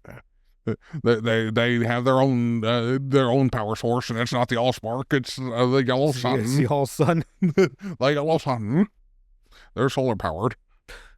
You ready for some Reddit? Yes. All right. First one we got is by Ricky Rapid Rope. So Ricky. Yes. Person puts, my girlfriend and I just moved in together, and I had the brilliant idea to wake up early last weekend and make her breakfast in bed. How sweet. Oh, Real wholesome shit.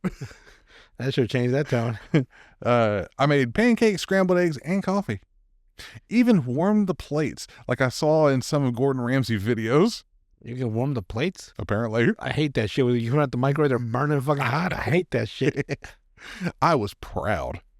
I get everything onto a tray and start walking up the stairs. What I didn't realize is that our cat had left one of her little rubber mice right on the third step. One of those tiny little bastard ones that look like lint until they're under your feet. I step on it, instantly lose my footing, tray launches, food is airborne, I go down like a sack of wet laundry. Pancakes fly, coffee explodes on the wall, I hit the bottom of the stairs in a twisted pile of regret and syrup. Ouch. My girlfriend runs out of the bedroom like she had just heard a home invasion. She finds me groaning on the floor. Comes out the fucking shock like, the fuck's going down out here? She finds me groaning on the floor, holding my wrist with a pancake stuck to my back like some kind of domestic shirt. She finds me Yamcha style. Just on the fucking crater. the foot of the fucking staircase. I tell her I think I broke something. My pride. We go to the ER, x-rays confirm, fractured wrist. Shit. The nurse doesn't even react whenever we explain what happened. Just writes it down and moves on like she's heard that exact story. She probably has heard that fucking shit all the time. Which honestly makes it worse. The famous how I got up your asshole. Exactly. For sure. Now my wrist is in a brace. My girlfriend has banned surprises of any kind, and the cat is still loose, presumably planning her next attack. Damn, that sucks. Fucking little cat. I hate to fall and actually hurt something. Yeah. I've been very lucky at falling and been able to brace myself and not fucking shatter every bone in my body. That is true. I have not had a broken bone, which I'm proud of. I can't even No, I say that I'll break my fucking arm tomorrow. Like a ribs cracked in 3 places. Like fucking, what's his name?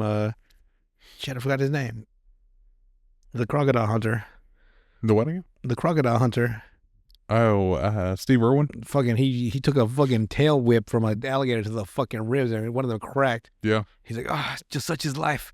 What do you mean such his life? He also got bit by a snake the first time. And I saw him fucking relocate 2 of his fucking fingers. And then I'm like, God damn, bro. Damn, dude. And then a fucking stingray takes him out. Must have been some gnarly ass. You know, those crocodiles are like, you motherfucker, we didn't even get a chance. Like, really? They probably fucking like, that was our bro. Next one is by Doodlepoot. Okay. This person puts, so I just got an email notification stating that I was removed from my Amazon family plan. I completely forgot that years ago, my sister and brother-in-law added me to their account as a teen so I could mooch free Prime from them. Upon seeing this, I started getting upon seeing this, I started getting a panic attack because I have made many spicy purchases on this. Things I know that they don't want to know about their little sister. I quickly Googled to see if there's any chance that they've been privy to these purchases. Google's like, they seen all that shit. They done seen all that shit. I wish Google would be funny sometimes. Like, they done seen all that shit, girl. You a freak. They done seen all that. Like, damn it, Google. With the side eye too. The little 2 double eyes. But they done seen all of that. You a nasty hoe, girl. It's like, damn, girl, give it a couple of weeks. Give it a day or 2. I quickly Googled to see if there's any chance that they've been privy to these purchases, and there, plain as day, it reads, yes, if you are 18. From the fucking minute she bought the first item, and the fact that they never said anything is that they respected her privacy. Yes. But they're like, girl, you a freak. Your parents will be notified about your purchases because they need to approve them. So they actually let him go. They let him go through. Damn, they aren't they? They're just as bad as she is. You know, she's like, what the hell did she buy? God only knows. How old was she? She must have been like 16, 17. If she was, or 18, would still be a teen, right? 18 and 19. I'm assuming somewhere in the below 18, because if you have to be a teen to... Well, 18 and 19s, I still count those. Just forget the 20. 20. My brethren in Christ, my sister has been approving every single purchase I have made for years. Capital years. Oh, that's more than just The mundane ones, the questionable ones, the impulse ones, the downright horny ones. oh my Lord. Everything. I want to see the list of her purchases. And she's never said one word about it the entire time. My last purchase made was 2 days before being notified via this email, and yes, it was a horny purchase. God damn. I'm afraid that she finally got fed up with knowing this many intimate details about my life, and she finally decided to end it. I thought it was a mandatory. It ends at a certain age. No, they canceled it. Oh, they They did? canceled her access to it Oh. because she's old enough now, but Well, there you go. she's still technically under there as a teen. So, I don't know what the fuck's going on there. but maybe just because it's a coincidence. I'm too afraid to ask, honestly. I'm not sure that I want to know. Yeah, you might want to just go ahead and buy your own Prime service at that point. Yeah. Man, that's wild. It's like Google just told all. It's like, girl, they know everything about you. Okay. They know every single one of your orifices and devices that have been in them. And ones that are yet to be there. The ones you ordered yesterday, 2 days ago. That girl grew up horny. Goddamn. I know. Jesus.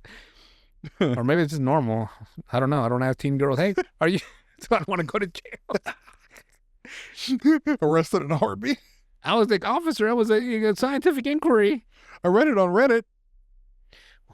From who? Give me the name. I ain't no snitch. Snitches get stitches. Actually, no. For pedophilia, there's no limit to snitching. And no, there is not. That's And even in jail, That's they don't one- give a fuck. that's the one you can snitch on forever. Yes. They call them a chomo. They do? Yeah, there's a nickname for it. Chomo. What is it? Child. Oh. Child H. What's the rest of it? Child, MOL. Child. Oh. Oh, HS. Oh, because it's together. Yeah. I thought each letter meant something. No. Chomo. Okay. Oh, CHMO. Yeah. Nasty motherfuckers. Yep. Next one's by Yun Yun. It's President Fitz. It's all Vietnamese. Hence the name. Are you? But I've been in the U.S. since I was 6. Just got back to Nam. Like he's a fucking veteran. You just came back from fucking war. Going back to the I'm Nam. going back to Nam. I buried some gold out there. I'm going to see if it's still there. I couldn't bring it back after the war. Feeling all nostalgic and shit. Decided to grab a milk coffee from a street vendor. Looked innocent enough. Big plastic cup. Tasted pretty good. Big fucking mistake. What is it not a fucking mistake? That's where they go out of their way to make foreigners shit themselves on purpose. Every foreign country. There you go, motherfucker. Fuck you, ready to shit. We're gonna clean them colons. That or our fucking food's too weak apparently because Maybe. they just whatever. Every time I hear a story from a foreign, it's always they eat something and that shit just runs through them. I'm like, damn, man. Is our fucking digestive system just weak compared to the rest of the world? What Well, ours are baby. apparently they get that real food. Our ancestor food. I drank the whole thing. Or don't live past 30 food. Look 67 to 22. Yeah, that is true. Unless you're Japanese or Chinese or Yeah, but they hit that certain age and then it's just rapid. It's like, Jesus Christ.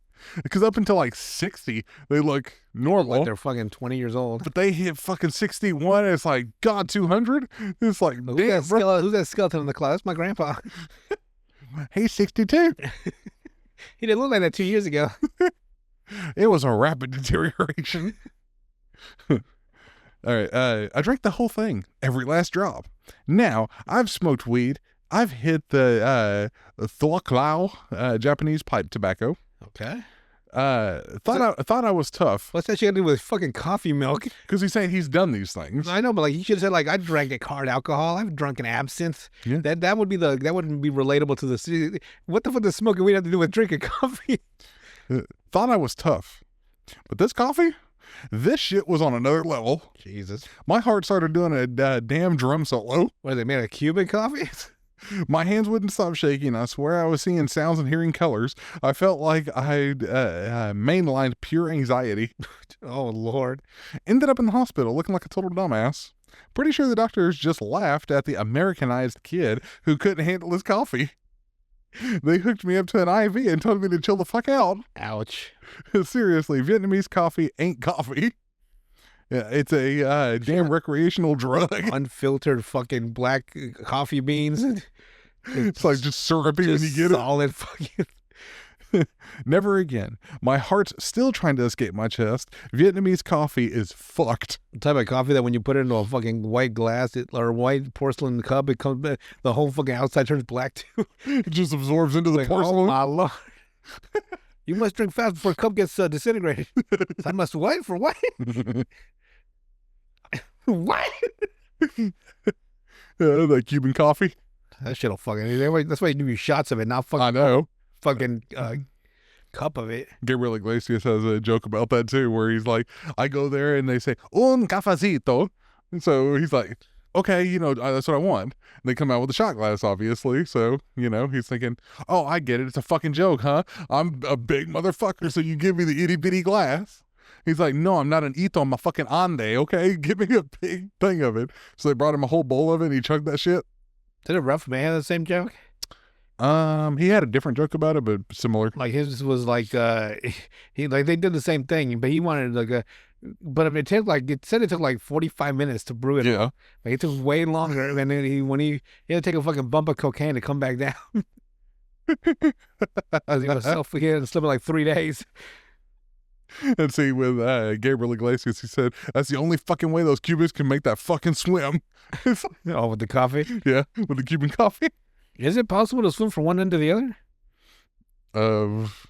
From Cuba to Florida? Yes. All right, I'm going to do it. It is possible. I'm going to do everything. They usually use rafts, though. Oh, yeah. I'm practically the minute I join the fucking military, give me that super soldier shit. I'm ready. Over there just swimming the entire thing? I'll fucking swim across the ocean. The English Channel? You say, you know how I know I'm going to... Maybe I shouldn't say this on live. You know how I know I'm a good soldier? I probably shouldn't say this. Okay, so they have these little games, Splinter Cell, right? Mm-hmm. And you play a special agent in Black Ops. Yeah.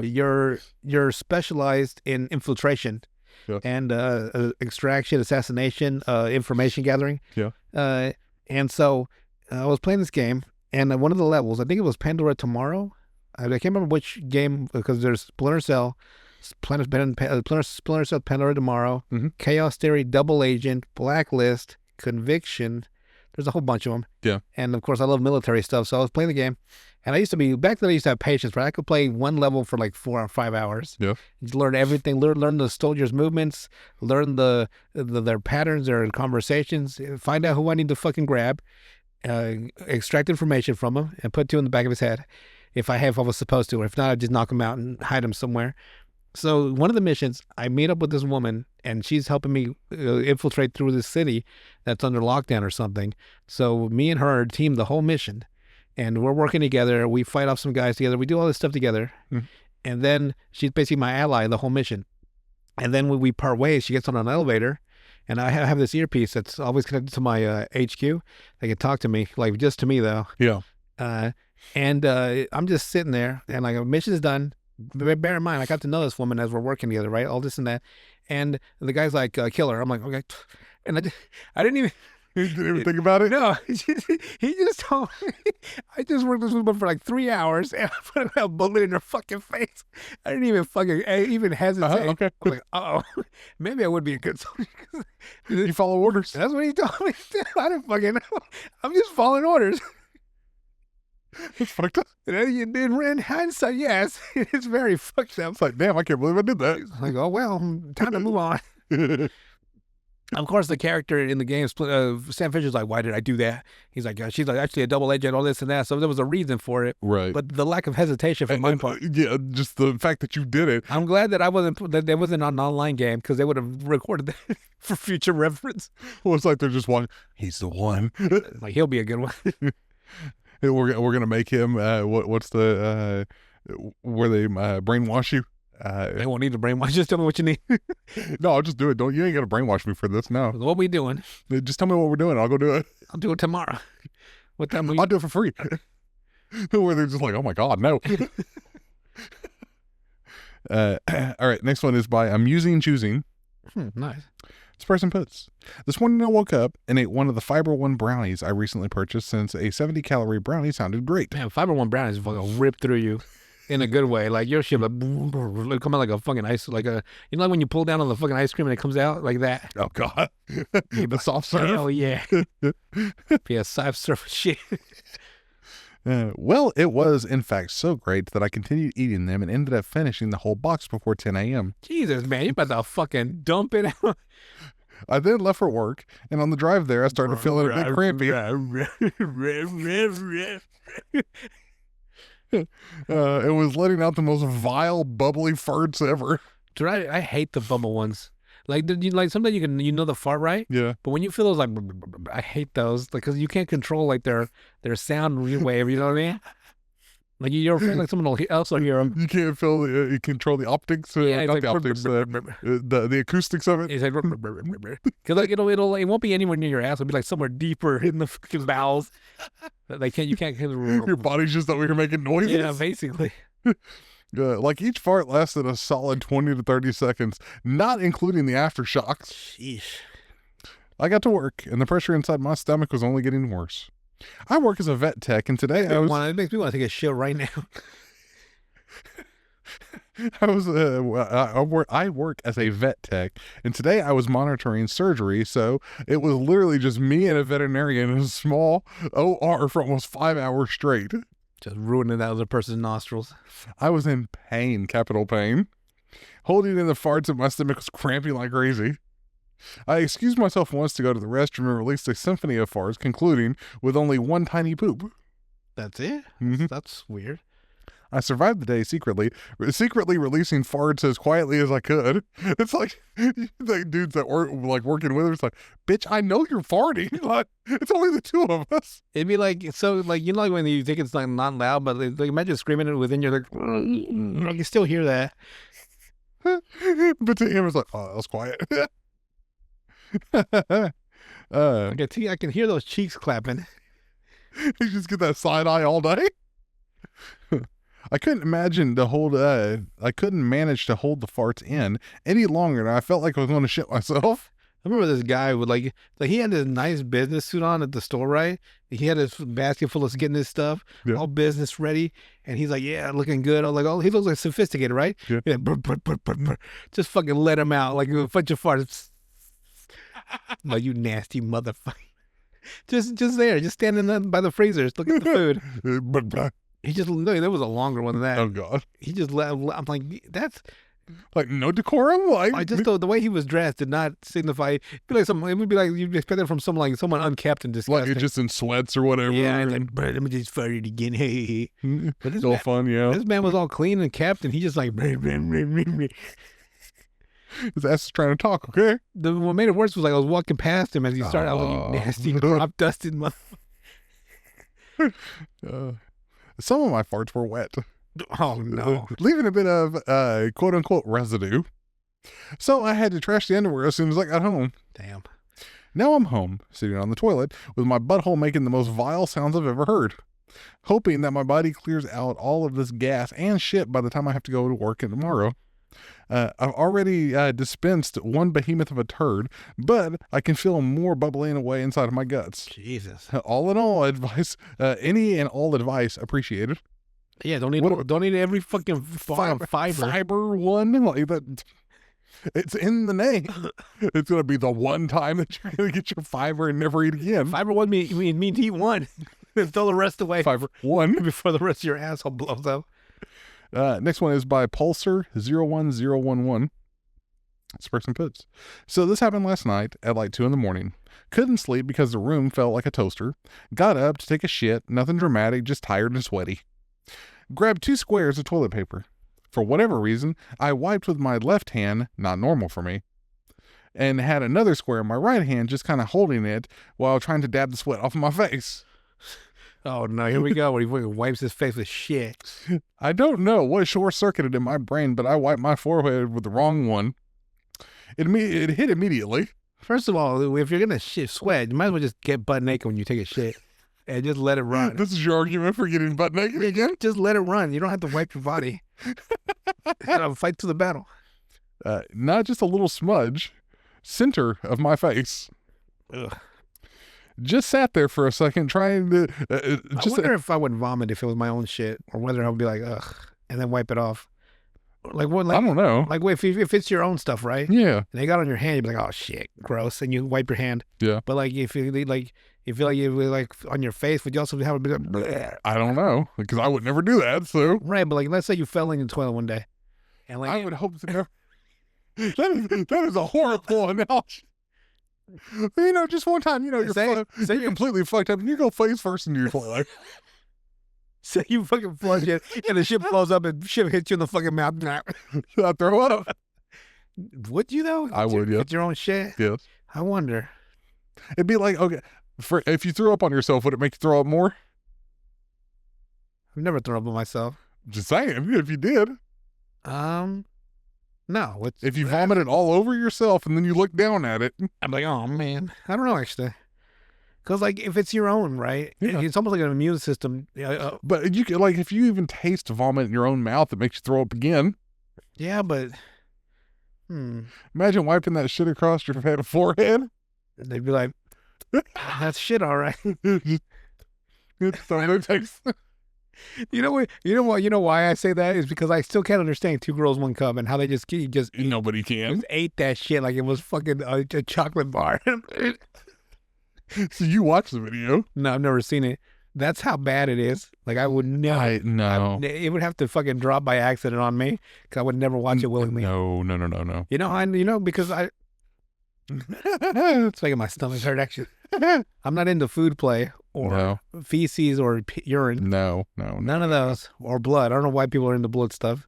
Like vampire players, shit like that. Yeah, it's a weird. But like, they're just, like I've seen like images of it like censored. Yeah. On like the Eric Andre show. Yeah. I think, and you can just see that it's just making them. And that video has been around for God knows how long at this point. That video invented the internet. It was pre-internet. It was on a fucking VHS tape. It probably was. To be fair, it probably was. It was probably a special from a DVD. Oh God. Yeah. I wonder who the girls are. Oh, we can find out for you. No, I'm good. That is one of the most infamous tapes or infamous items in all of the internet. Yes. It's like a fucking lore thing. Yeah, it really is. That's going to be passed down generation to generation. Don't ever look it up. That's all it's going to be. Don't ever look up Two Girls, One Cup. Son, when I was your age, like it just passed it to him and then he's to his son. That's how your daddy became a gooner. That's how your daddy became celibate. You're adopted. There we go. That's why you're adopted, son. That's why I'm Hispanic and you are Asian, as you can see. All right. Just sat there for a second, staring at the floor like I had just been betrayed by myself. Then I panic washed. Face, hands, probably parts that weren't even involved. Yes.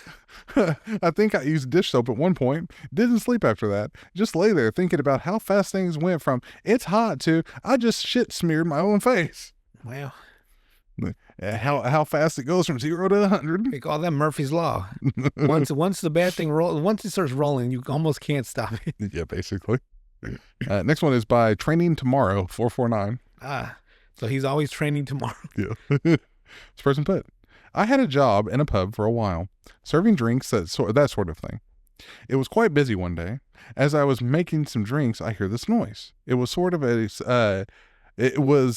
sort off. I think it was supposed to be sort of owl sounding hooting. Okay. I had to pause a couple of times to confirm. I was going to say crisscross applesauce. Go on. And then the more you know star goes across. A little fact I learned. I had to pause a couple of times to confirm I wasn't going mad. I asked my coworker, "Can you hear that?" They said, "What?" I said, "It sounds like an owl." Then I started asking everyone very vocally, "Can anybody hear that?" Is there an owl outside? Then he looks up again. They're all owl people. Like, what are you talking about, owl? Oh, it's even worse than that. He'd be like, oh no. He just goes on an insane tangent. No, it's he doesn't go crazy, but it's like it's like oh, it's like when you read it, it's like oh, like disgusting or no, or sad. Turns out behind the pillar next to the bar, not visible to me, was a critically disabled child in a wheelchair, maybe 12 years old, making a series of groaning and hooting noises. Damn. See, I told you. I told you. Well, I feel like an asshole. It was obvious immediately how severe his disability was. And I had to look away and pretend I hadn't confused him for a bird of prey. I'm so glad he's like, he just go around. Is we hear an owl? The whole store. He did. Oh, fuck. That's why I said it's even worse. Do y'all hear an owl? Where the fuck is that owl coming from? It was a disabled child. He looks over at the kid like, the kid's like, who? Yeah, that's exactly it. Do you hear that kid? Who? Yeah. He just fucking plays along with it. It's like, that's why I said it's like it's like, damn, you didn't see him behind the pillar. He's over there making those moaning and like hooting noises. Maybe like if someone cuts you in front of the line, and you're kind of turning around talking to your friend. Yeah. And you started getting mad. You turn around and some disabled kid like, oh shit. You're like, oh, if I turn around, whoever cut me in line about to get his ass beat, and then some kid with some fucking crutches. And then you still hit him? Equal rights. And he just everybody wants equal rights. Okay. Next one is by Thread024. The person puts, this happened a few months ago. I had been dating this woman for about a month. I travel a lot for my job, so we had only one formal date, but had spent a lot of time FaceTiming on the phone. I finally was back in town and she planned a date night at her place. We had an amazing date night at her house. She absolutely killed it. She made steak, shrimp, and baked potato, as well as brownies for dessert. Like, well, damn, she went all out. Nice. We had some drinks and played Uno with a fun amount of trash talk. The chemistry was off the charts. After that, we hit the bedroom and the chemistry was even better there. It's like, well, okay. Then in the middle of the night, I had to go pee. She had a bathroom attached to her bedroom that was only separated by a curtain. I didn't want to wake her, so I avoided turning on the light. Just felt my way around until I found the toilet. I started peeing and the sound of the stream hitting the water was pretty loud, so I adjusted to hit the side of the bowl. It was much quieter, so mission accomplished. I finished up, closed the bowl, washed my hands, and went back to bed. The next morning, I am woke by her screaming. Turns out I pissed all over her dog or something. What the fuck? You pissed all over my floor. What is it? Where is he fucking living? Like, you nasty motherfucker. Fucking her fucking sheet, like her fucking bath towel, or like her fucking shower curtain all fucking soaked. The fucking corner on the edge. Apparently, I had adjusted to piss to the side of the bowl. I turned a wee bit too far and pissed directly on her carpet. How long did he piss for? Probably quite a bit. As she went to the bathroom, it was still soaking and the smell was strong. Jesus, man. I tried apologizing, but she kicked me out and blocked my number. Wow. You fucking ruined it. It's like, what the fuck? Like, you shit all over the fucking floor, you sick son of a bitch. Because she walked in it and stepped all in it. It's like, mad as fuck. He's like, but I was trying to be quiet for you, baby. Everything I do for you. I pissed on this carpet for you, goddamn it. She's fucking tossing your ass from a second-story fucking building. All right, next one is by Senior Coconut 106. This person puts, my gut's still making whale sounds while I type this. Damn. So yesterday I decided I'm saving cash and being healthy because TikTok said kombucha fixes your chakras or whatever. Kombucha tastes like fucking urine. And not the good kind of urine either. He speaks from experience. On my back. Or my spine. Then my friend Jake dared me to drink half the gallon in one day for $150. Jeez, half a gallon of kombucha? I know. Might as well just fucking put a bullet on your fucking chin. Obviously, I said yes because I'm an idiot and broke. So I never that broke. I got this SCOBY in a 1-gallon jar, brewing it. I remember when I was so broke, I started saying, like, if you want to see it, it's $10. And I ended up with negative money. You paid them to see it. For them to see. I just wanted to show it. Like, maybe if I show her, and that way she can tell her friends and good advertisement. It didn't work out that way. The investment didn't work. Like a negative 100. You know what's so funny about that? The being negative. Yeah. So there's a show called Nathan For You, Mhm. where this guy Nathan something. It's not Fillion. It's not Nathan. Nathan Fillion. He goes around like it's basically he's satiring the thing. It's supposed to be a documentary type thing. The people are real, but he's not. He's doing like comedic stunts to help him out. So he tells this guy, "Hey, you got a good burger shop, but you need to upgrade it a little bit more. So how about we say this: that if they don't like their burger, they get $100 back guaranteed, and the burger for free." Right. And the guy's like, he's like, you can tell he's like, that's a bad idea, right? Yeah. It's like, oh, don't worry about it. I'll put the money up for you. And then they have this, they put it on the radio, and all these people the next day come and buy their burger. They all say the hamburger's bad. They go through this whole little montage of him arguing with all these customers and giving $100 here and there. One guy had the audacity to say, like, the first burger was good, but my second burger was bad. He's like, second burger? As he's trying to get his $100 back. So then he's talking. So later on, it cuts to him talking to the owner of the burger shop. He's like, well, that didn't work out as we had thought. And he's like, the guy says something, and he's like, well, I'm down $6,000. And I'm like, just the way he like delivered, like, I'm down $6,000. I'm like, goddamn, Nathan. But it was worth it for the bit. It was for the bit. Yeah, it wasn't his money. Good old Comedy Central money. Damn, I'm down $6,000 at this point. But because he's always had a deadpan delivery, and it's just like, so he just fucking came out $6,000 fucking dollars, Which is 60 people.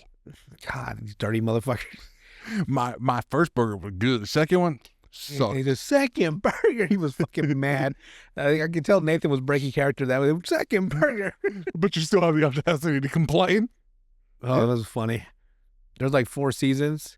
There's one bit where he's like, he's going to get arrested for indecent exposure in front of some kids if he can't break out of these handcuffs in time. Yeah. Before this robot machine pulls his pants down. There's no reason for that at all. I don't know why he did the bit. And he only gets it the very last second before his underwear gets pulled down in front of all these fucking toddlers. Well, not toddlers, but these like little 6, 7-year-olds. Yeah. And like the parents, each got paid $100. And That's all it took. I don't know. Like, they're gonna see one eventually. That's like their mentality. I don't know. And like there's a cop waiting on standby. I do not understand the bit at all. But Nathan's just random like that. And he calls his parents like, okay, if I never see you guys again, I love you. I want you to know. And his mom's like, what are you talking about? And he, what the fuck? Fucking freaked his mom out. That's fucked up. His dad, you can tell that did not give a fuck. It's like, whatever, Nathan. Do what you do, the dumb shit you always do. You just keep doing it. You're making money. Good for you. But he's so fucking funny. I have to watch that. It's on Max. It's on. The Nathan For You is the original Comedy Central, and he's got another show called The Rehearsal on Max as well, where the first episode is fucking bonkers. He apparently meets this guy because the guy wants to be like part of a game talk show, like a trivia talk show, and like he hires Nathan because he's been lying to he's part of this little group. They go to they all have like a trivia pursuit type game, and he's lied to say that he's got a doctorate or like a master's degree, but he doesn't really have a master's degree. But he's already so far deep into knowing these people that he can't lie. He can't tell them like, oh, by the way, I don't have an actual master's degree, because one of them's offered him a job that requires a master's degree or some shit like that. Yeah. So Nathan gets hired to help him out, right? And like the guy doesn't know is that Nathan rehearsed that very conversation with him to begin with an actor portraying the guy that was asking to help him. So he actually hired a team to go to the guy's house, recreate the house, and then he had the same conversation. The conversation you see at the beginning of the episode, he had it already like 18 times before that. Good Lord. That's how lunatic he is. Like, because he's like one of those like ADHD people, or they say he's on the spectrum. Yeah. Or something. I don't know what's going on. It's weird. That is very weird. But it is fucking hilarious, because everything he's doing, you think he's just being like off the cuff, nonchalant, but he rehearsed every little bit he did when he was talking to the guy. Even this whole thing about like these double doors. Like, you got a lot of doors over here, a whole house of doors. He keeps turning into the doors, and then you see him recreate the scene rehearsing it with that's what it's called, the rehearsal. Yeah. So then he rehearses with the actor playing the guy that he was supposed to meet to begin with. It's so fucking wild. So that means he also had to predict what the guy was going to say and everything too. Basically, yeah. Oh my god. Yeah. That is fucking crazy. Even like this joke about like this book stuff. He says something about a books, right? And he tells the actor, "You think he would go for that? Like, you can try." And then he does it, and the guy actually does a giggle. He's like, I'm like, what the fuck? This is I don't even know if it's a real or not, or whether it's like fake real. You know what I mean? Yeah. It's so fucking outlandish. You almost don't know if these people are real people or not. But that's the best part of it, though. You don't know. That's true. Yeah. It keeps you thinking. So it's like, is it scripted? Is it not scripted? Is Nathan a genius or is he a lunatic? Probably a little both. That's Probably more on the lunatic side. That's mostly how geniuses end up. You ever seen Albert Einstein's hair? That doesn't make it's not a same man's haircut.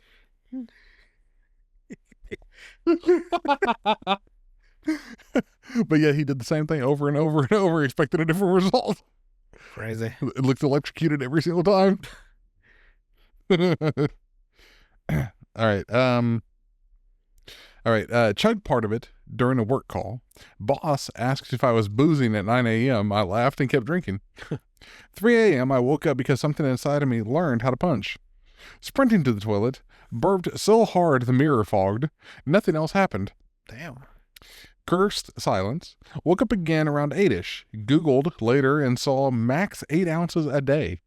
Meanwhile, I'm sitting on 64 ounces in 24 hours. Oh, fuck. Oops. 10 minutes later, hell opened. I expected peach lava. It splashed the underside of the seat like Jackson Pollock with vinegar, knees shaking, toilet wheezing. Eesh. Thought I was done, but no, round 2 hit so fast. My round 2 hit so fast, I just assumed it was round 1. Round 1 just taking a break. My Zolt app thought I was having a stress episode. Jesus. Every fart now is Russian roulette. Woke up the next morning 2 pounds lighter. Perfect because I'm in cut anyways at this point. So instead of bulking, he's in cut. Damn. So is he an athlete? What's he doing? I don't know. Now I'm basically hugging a bottle of Pedialyte like it's my mama. It's like, damn. That shit's so dehydrated. Dehydrated the fuck out of you. Next one is by Admirable Patience 55. This person put, first time homeowners, but I still can't believe I overlooked this. It's our second night sleeping in our condo, and I'm just now realizing our bedroom window is right next to the dumpster. Okay. Didn't think about that before you bought the fucking condo? We love sleeping with the window open and feeling the crisp air, but I noticed the crisp smell of shit. But I noticed a bad smell tonight. I looked everywhere and couldn't figure it out. Then, after hours thinking I was imagining it, I looked outside our bedroom window and looked down. Our condo is on the second story and realized the dumpster is right outside of our bedroom window. I really messed up overlooking this. Now I can't sleep. Like, I can't stop thinking about the fact that I'm smelling the neighborhood trash pile outside. It's not just the bedroom either, it's the entire apartment. I do have a sensitive sense of smell, but my partner can also smell it in our room. We're in LA County. Oh, hot stench. See, that looks like, Yeah, it'd be a hot. Hey, at least he can just, if he's got good aim, he just toss his trash in the dumpster. Find the silver lining. So our tiny condo wasn't cheap, and it was an uphill battle to get it after all the fires everywhere here. So we're locked in for a good while. Damn. How could I not have noticed this? I don't think it smelled before. Crossing my fingers that someone just threw away something extra stinky tonight and that this isn't the norm. It's not like you, I mean, how would you know? Like, it's not like you walk in a room where it's just a big ass whiff. No, but if you're paying attention to where you're buying the house, you see that dumpster sitting there. Maybe, unless they never went to the backside. Well, that's a huge possibility, too. It's like, where's this trash coming out from? Next one is by Defiant Prune. 4627. I wonder if it's like directly, like in my head, it's like across this, maybe it's on their side. No, it's like on against the building. Oh, so yeah, that's a perfect little trash shot. Yeah, that's what I would think. That's the only benefit. Put a lot of fucking air fresheners right there. Yeah. And then you don't have to smell it. Or smell anything. You just fucking punch your nose broken. Exactly. Then you ain't got to worry about none of it. God, that shit must reek. In the heat? Yeah. Oh. I mean, I've smelled the dumpsters at different places. Like when you go past them, it's like, oh. Yeah. I'm sure your dumpster even stinks. I wouldn't know. We never hardly ever go into it. Oh yeah, y'all have a compactor, don't you? Yep. Lucky you. This person puts, I've been trying really hard to stick to a budget lately. Aside from some sports bets on steak, I try to budget everything else, like actually tracking what I spend, cutting back on dumb little purchases, saying no to the going out, all that. One of the things I decided to cut was the $30 I usually spend on getting a simple haircut. Damn. I figured, how hard could it be? It's just clippers and some blending, right? I no longer have any left here. So I bought this $20 haircut kit off of Amazon, watched like 3 YouTube videos and tell myself, you got this. I go into the bathroom, clipped my clipper in hand, and within 5 minutes, I've somehow managed to give myself a crooked undercut that looks like I lost a bet. Damn. Try to fix it, big mistake. Now I've got one side that's way shorter than the other and some weird patch in the back I can't really see, but I can feel it go wrong. I even called my roommate in for backup, and the second he looked at me, he went, uh-oh, no. That's when you know you fucked up when your roommate's, oh, no. You look like a fucking disaster. I had to wear a beanie all day in 80-degree weather because I had a Zoom call and couldn't risk showing up like a rejected Sims character. Why do you look goofy with a beanie on? Yeah. But it's got to be better than the haircut. Goddamn catch-22, huh? Either say either flip the coin, you look like shit. So yeah, today I fucked up by trying to save money, and now I either have to pay someone more to fix this mess, or just embrace looking like an NPC until it grows out. Damn. 10 out of 10 would not recommend DIY haircuts unless you hate yourself a little. Or you're going straight bald. Exactly, then you have it easy. You can't really mess up going bald. You just keep going. Imagine if you did still mess up somehow. That would be wild as fuck somehow. I don't know how we... I guess come leave a patch somewhere. Or it's just growing long. My head razor actually broke today. Really? The shaver, yeah, I had to buy a new one. Oh, that sucks. And I had to order it overnight tonight. So between 7 and 11 in the morning tomorrow. Yeah. Or I guess today because it's already 12. Yeah. And because it's one of those ones that it needs to be, I bought a different one this time than the one I had. Yeah. That one can go a couple days with your hair right. But this one, it's one of those really those liner ones. Mm-hmm. So you have to it has to be short enough that it's already shaving it. So I figured this will force me to shave it every day now. To you keep up on it. Yeah, so it looks good all the time. Instead of looking like I'm fucking having a reverse halo. But it's just like the back ends and then there's nothing on top. And I figure those edges are fucking incredibly good at keeping just real short. They're almost gone really. Yeah. But you have to keep it every single day. It's probably why when I first I had the same one before, and I realized that's why I didn't do it right, was because I wasn't using it every day. Mm-hmm. That's why it wasn't cutting very well. That's why. Because it's got to be real short. If I do it tomorrow, I can knock this out. Yeah. Again, and then get the parts that I missed with the other one. Because I cut it out, but I can still feel those little pieces. Not it's like those faint ghost ones. Yeah. I hate that shit. You just know it's there. It's kind of like whenever I shave right here, and then you just feel it still. It's like... Yeah, right in the back, I feel like there's still a bunch left. Hopefully, if you can't knock it out, though, I'm fucked. If they're too long for it. Yeah. I have to use the one that's sort of broken to try to get the very last of it out, and then keep using the new one. Then done. Then before you know, it's like a 10-minute routine. Done. Then one day I do my face too. But then you gotta keep the face up. You gotta keep this one even little patches look fucking terrible. I've never had a good electric razor that shaves properly. No, electric, no. And I don't want to slit my throat. You don't want regular razors? Come on. Go get you some Gillettes. Just fucking kill myself. One day, just not today. Just not 2 day. Just 1 day. Tuesday. All right. We got, I think, 2 more. This person puts, I don't know how many of you know this, but artichokes can apparently cause flatulence. Never heard of that. Last night, I made a couple of garlic butter white wine steamed artichokes using an Instapot. They were delicious and the kids had zero interest, so my husband and I each ate one. This morning, we both had a bit of gas and thought it was the worst of it. Boy, was I wrong. Just after having the coffee and sending the kids off to school, it came. The reminder text from school. Award ceremony in the NPR in this morning. My husband and I have never had gas this bad. It's comical. loud, long, stinky farts, and often. So we scramble and do our best to get it together. We gas ourselves out in the whole car on the ride to school. Get that good little the anti-gas from the drugstore or something. Something that actually works. You don't have to blow your ass cheeks. Then we made our way to the NPR, and the wait began. We decided standing in the back was the way to go. We stood, we clapped, we used every single muscle available to hold the pressure in. I would fart while everyone was clapping. When the loud, like, chorus of clap. So, and hope it doesn't stop prematurely and the tail end of it. Suddenly, my husband made a face, and the creaking sound of a muffled fart. So I got sick.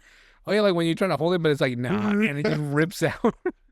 It almost spreads your butt cheeks outward. It was like, get the fuck out of my way. I couldn't hold my giggles, and that was a huge mistake. The next thing I know, I am laugh farting. Oh Lord. We both started laughing so hard that we had to step out of the side door, and when we walked out dying of laughter, there was a whole group of parents waiting for the next grade's awards. So now we have 15 people are looking at us like we have 3 eyes, and we are just fighting for our lives. We walked around back to the front door, snuck back in, and stood 10 feet apart on the side wall for safety. It was a hilarious drive home. Lesson learned. Apparently artichokes causes gas. Wild. So they walked outside just blowing cheeks, and everybody heard it. Or it just turns a little right to him. What's that sound? What was that? And last one for tonight is Puzzle-Headed Logic 9. I just got home at work. I just got home a week ago from a semester at university. I ate pretty crappy while at school because I was focused on getting my grades up, so my diet consisted of mostly instant ramen or whatever food the dining hall had. Overall, and they're fucking the ramen's like net worth in just college campuses. It must be fucking insane. Yeah, maybe making that's a make sure just on the south side of the city. It's got a net worth. But like it seems to be like we're like every time I hear anything, any college student like really with instant ramen, I'm like, damn, ramen always. Shit, I had ramen yesterday. Instant ramen too. It's the only way to go sometimes. Yeah. Overall, not much variety, and definitely not a lot of fiber and other good stuff. I've had chronic issues with constipation due to not drinking enough water. I forget. And I was pretty stopped up while at university. You forget when you like close to death, like, oh yeah, water. Water. You get hit pretty quick if you forget to drink water. Yeah. You just fucking die. To the point where I was getting multiple rectal tears and bleeding and had to go to the doctor for a colonoscopy. They didn't find anything serious, but my doctor did recommend that I try and change my diet to include more fiber and iron. My parents had started eating pretty healthy. What has iron in it? Meat. That's like it? red meat. Damn. That's like the first thing that comes to mind anyway. Like anything that's basically red in color. Ah. Tomatoes, I think, do too. Tomatoes. Tomatoes. Imagine, I would love to be one of those people where like I just love ruining people's like I just walk in one day and like I got this big old and they think it's an apple, right? And then they notice it's a tomato. I'm just like or like eating a fucking whole onion. The onion would be the worst one.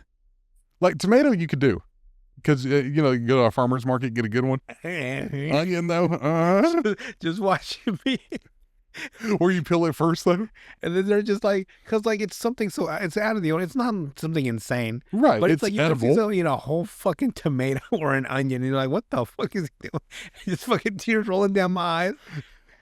That's why I said the onion would be funnier. Where it's like, is he eating a fucking onion? Eating that bitch raw with nothing else? Because like bell pepper, tomato, those things you can see. Because I saw there was a Will Ferrell and his longtime John C. Reilly, his longtime partner. They did a Sherlock Holmes parody, and where Will Ferrell was Sherlock Holmes and John C. Reilly was John Watson. Yeah, it's a full parody. Nothing really like, and it was a random choice for them too. Like they didn't do very well in the box office, but I saw it in theaters. And for some reason, Sherlock Holmes is like a good way to boost mental capacity is to eat onions. And And they just start eating these onions, right? And they're just fucking rolling their tears. And John C. Reilly is like, and at one point he just says, fuck it, right? He's like, he's taking like 6 or 7 bites in one fucking go, trying to get as much of it out of the way as he can, right? He just like had to suck, because they were just, I don't know if they ate real onions. They were like fucking drooling, and they're like, their fucking eyes were, and he just I just busted because the way he just fucking committed. He's like, I'm just gonna do this. I'm just eat this bitch in one fucking go. And just imagine taking 6 or 7 bites in one row. He's just onions. Ever since I wanted to do that too, just fucking eat an onion and see how it goes. Wasn't there a movie about that? Like where onions were supposed to, like, that was the prize at the end of it. What, to eat an onion? Like where these onions that were not like spicy. I can't remember what movie that was. Are they spicy or they just... Or like they make you like cry or whatever. Like whatever acids in them. But I know if you put them in like the refrigerator, they won't do that. Not as bad, no. No, not at all. I can't remember what movie that was. There's an actual movie where that is the goal, where it's like there's a patch of onions that are sweet. And they're all trying to get this onion? Yeah. I can't remember what movie it was. That's weird. Yeah.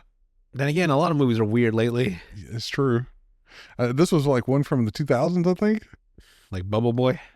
God. With Jake Gyllenhaal? Yeah. That movie, man, I saw that movie so much on Comedy Central. It was overplayed, but yeah. It is the constant. And Way then it too just much. disappeared. I know, you don't see it on either. Well, then again... I mean, it's on Tubi, of course, but... That's true. Everything like that's on Tubi. Yeah. So, I mean, every Medea's on there, so... Oh, Lord, every single one? Yeah, basically. Damn. Diary of a Mad Black Woman, Medea goes to jail. Medea herself. Medea, Boo 2. All right. So he's trying to, what was it? He didn't get anything serious, but his doctor did recommend that he try and change his diet to include more fiber and iron. Yeah. My parents have started eating pretty healthy, and after my mom got her gallbladder out a couple of years ago, and our pantry is always stocked with stuff like granola, grape nuts, that really healthy cereal. My dad loves it. And of course, the damn chia seeds. Oh, Lord, I hate chia seeds. After getting home, I decided I was going to make an effort to eat healthier again. So 3 days ago, I started making myself a bowl of yogurt, granola, and chia seeds for a little extra fiber for breakfast. The serving size of chia seeds on the bag was around 24 grams, so I put in around 8 grams to start. Big fucking mistake. I've been shitting myself near constantly for the last 12 hours, and I woke up this morning feeling even worse. I just had that, you're just so backed up with shit. Once it's gone, it's gone. Yeah. I want to eat something because my stomach is so empty, but eating anything, even broth, makes me feel like I'm going to puke. My mom, after she finished laughing at me, keeps on encouraging me to drink water and electrolytes, but even the thought of swallowing water is revolting. I feel fucking miserable and swear I'm never eating those fucking chia seeds ever again in my life. The next time I want to add fiber to my diet, quote unquote, I'm just going to eat broccoli or something like a normal fucking person. I remember when I first had to fix my diet and I started eating Fiber One cereal. Yeah. Like, what do you like a bowl of it with like a bowl of, or like a cup of that and a cup of like skim milk. Yeah. And like your body gets adjusted to it, so you eat a little bit more until you get the right amount that you like. Yeah. And like, I guarantee you that if I ate a fucking gram of it right now, my ass would like blow. Like your body has to build up to the toleration. But man, if I ate even a fucking a teaspoon of fucking Fiber One cereal, boom, feel like a fucking nuclear reaction. It just mixes with everything else and just... I ate some fucking oatmeal the other day and I was like, damn. It hit hard, didn't it? I think it's like you get a fucking little cup of fucking one of those little pre-made cups of oatmeal. Yeah. You get a fucking skim milk. You get some fucking little like peanuts, raisins, like a yogurt, cranberries. You're thinking like this is healthy, and then the next day like It's like fucking bubble guts all day and night. It's over there talking to you. Day and night, be shitting out your ass. It feels so right. But it's like you want to eat healthy, but then your body's like, fuck that shit, man. We want McDonald's. We're in too fucking deep now. We ain't going back. So it makes me mad. Like if you want to like change your diet, like it just your body's like Your no. body's not, no. And it's not like it's like, oh, we just gotta trudge through it. Yeah, you want me to fucking sit up at a fucking retail store and shit myself in front of all these goddamn people? Why they just, I need help. They just see shit just falling down. You're like, I need help. I can't go to the restroom when I get called up by the cashier all the time. It would take me like an hour to wipe.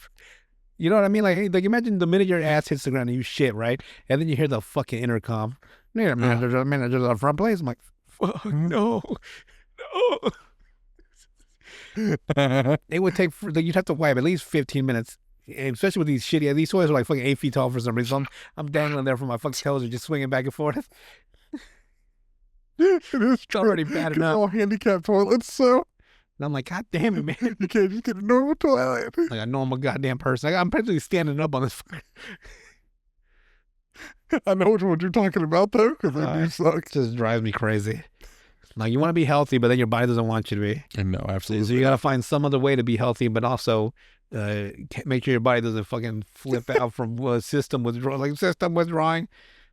Nutrients, pizza, pepperoni gone. Your body just hits the reset button. It's like, oh, I mean, eggs is always a good option. yes. Eggs, bananas and apples I always eat are pretty good. Peaches. You can always do the carnivore diet. Basically, if I eat eggs in the morning and then just have fruits throughout the day, and then at night when I get home from work, have me a little ham sandwich with like some tomatoes, some lettuce, a little slice of American cheese, a little bit of mayonnaise, the good mayonnaise, the Mexican mayonnaise with the lemon twist on it, not that nasty mayo. A little bit of mustard. Nobody wants the Miracle Whip, so. Nope. You know the mayonnaise I'm talking about, with the Spanish, with the red lid, and it's got like a little lemon squeeze on the little slice of lemon on the side of the picture. It's a Mexican brand, but it's the only mayonnaise you can eat. It's so good. And then this might sound, you can eat that. You can just grab a spoonful and just put it in your fucking. That's how good it is. Because I only go for two different ones. Which ones? There's Hellman's, the original like Hellman's brand mayonnaise, not that fucking white Crafter Miracle Whip shit. Or there's a Japanese mayo that's really good. But we always get the Spanish one with the lemon like flavor to it. Yeah. But man, you can eat that shit wholesale. That's how good it is. Like, what do you eat? Vanilla and mayonnaise? Vanilla pudding and just a cup of mayonnaise. Not putting it I'm on. sick, motherfucker. It's like, damn, you got a lot of pudding there. It's like, it's a bowl of just mayonnaise. Mayonnaise. And then I'm guaranteed they see you take a bite, they're gonna fucking vomit. That's another thing. Like, if someone's outside, if you saw someone at the fucking like the food court at a mall eating a bowl of mayonnaise, you'd be like, what the fuck?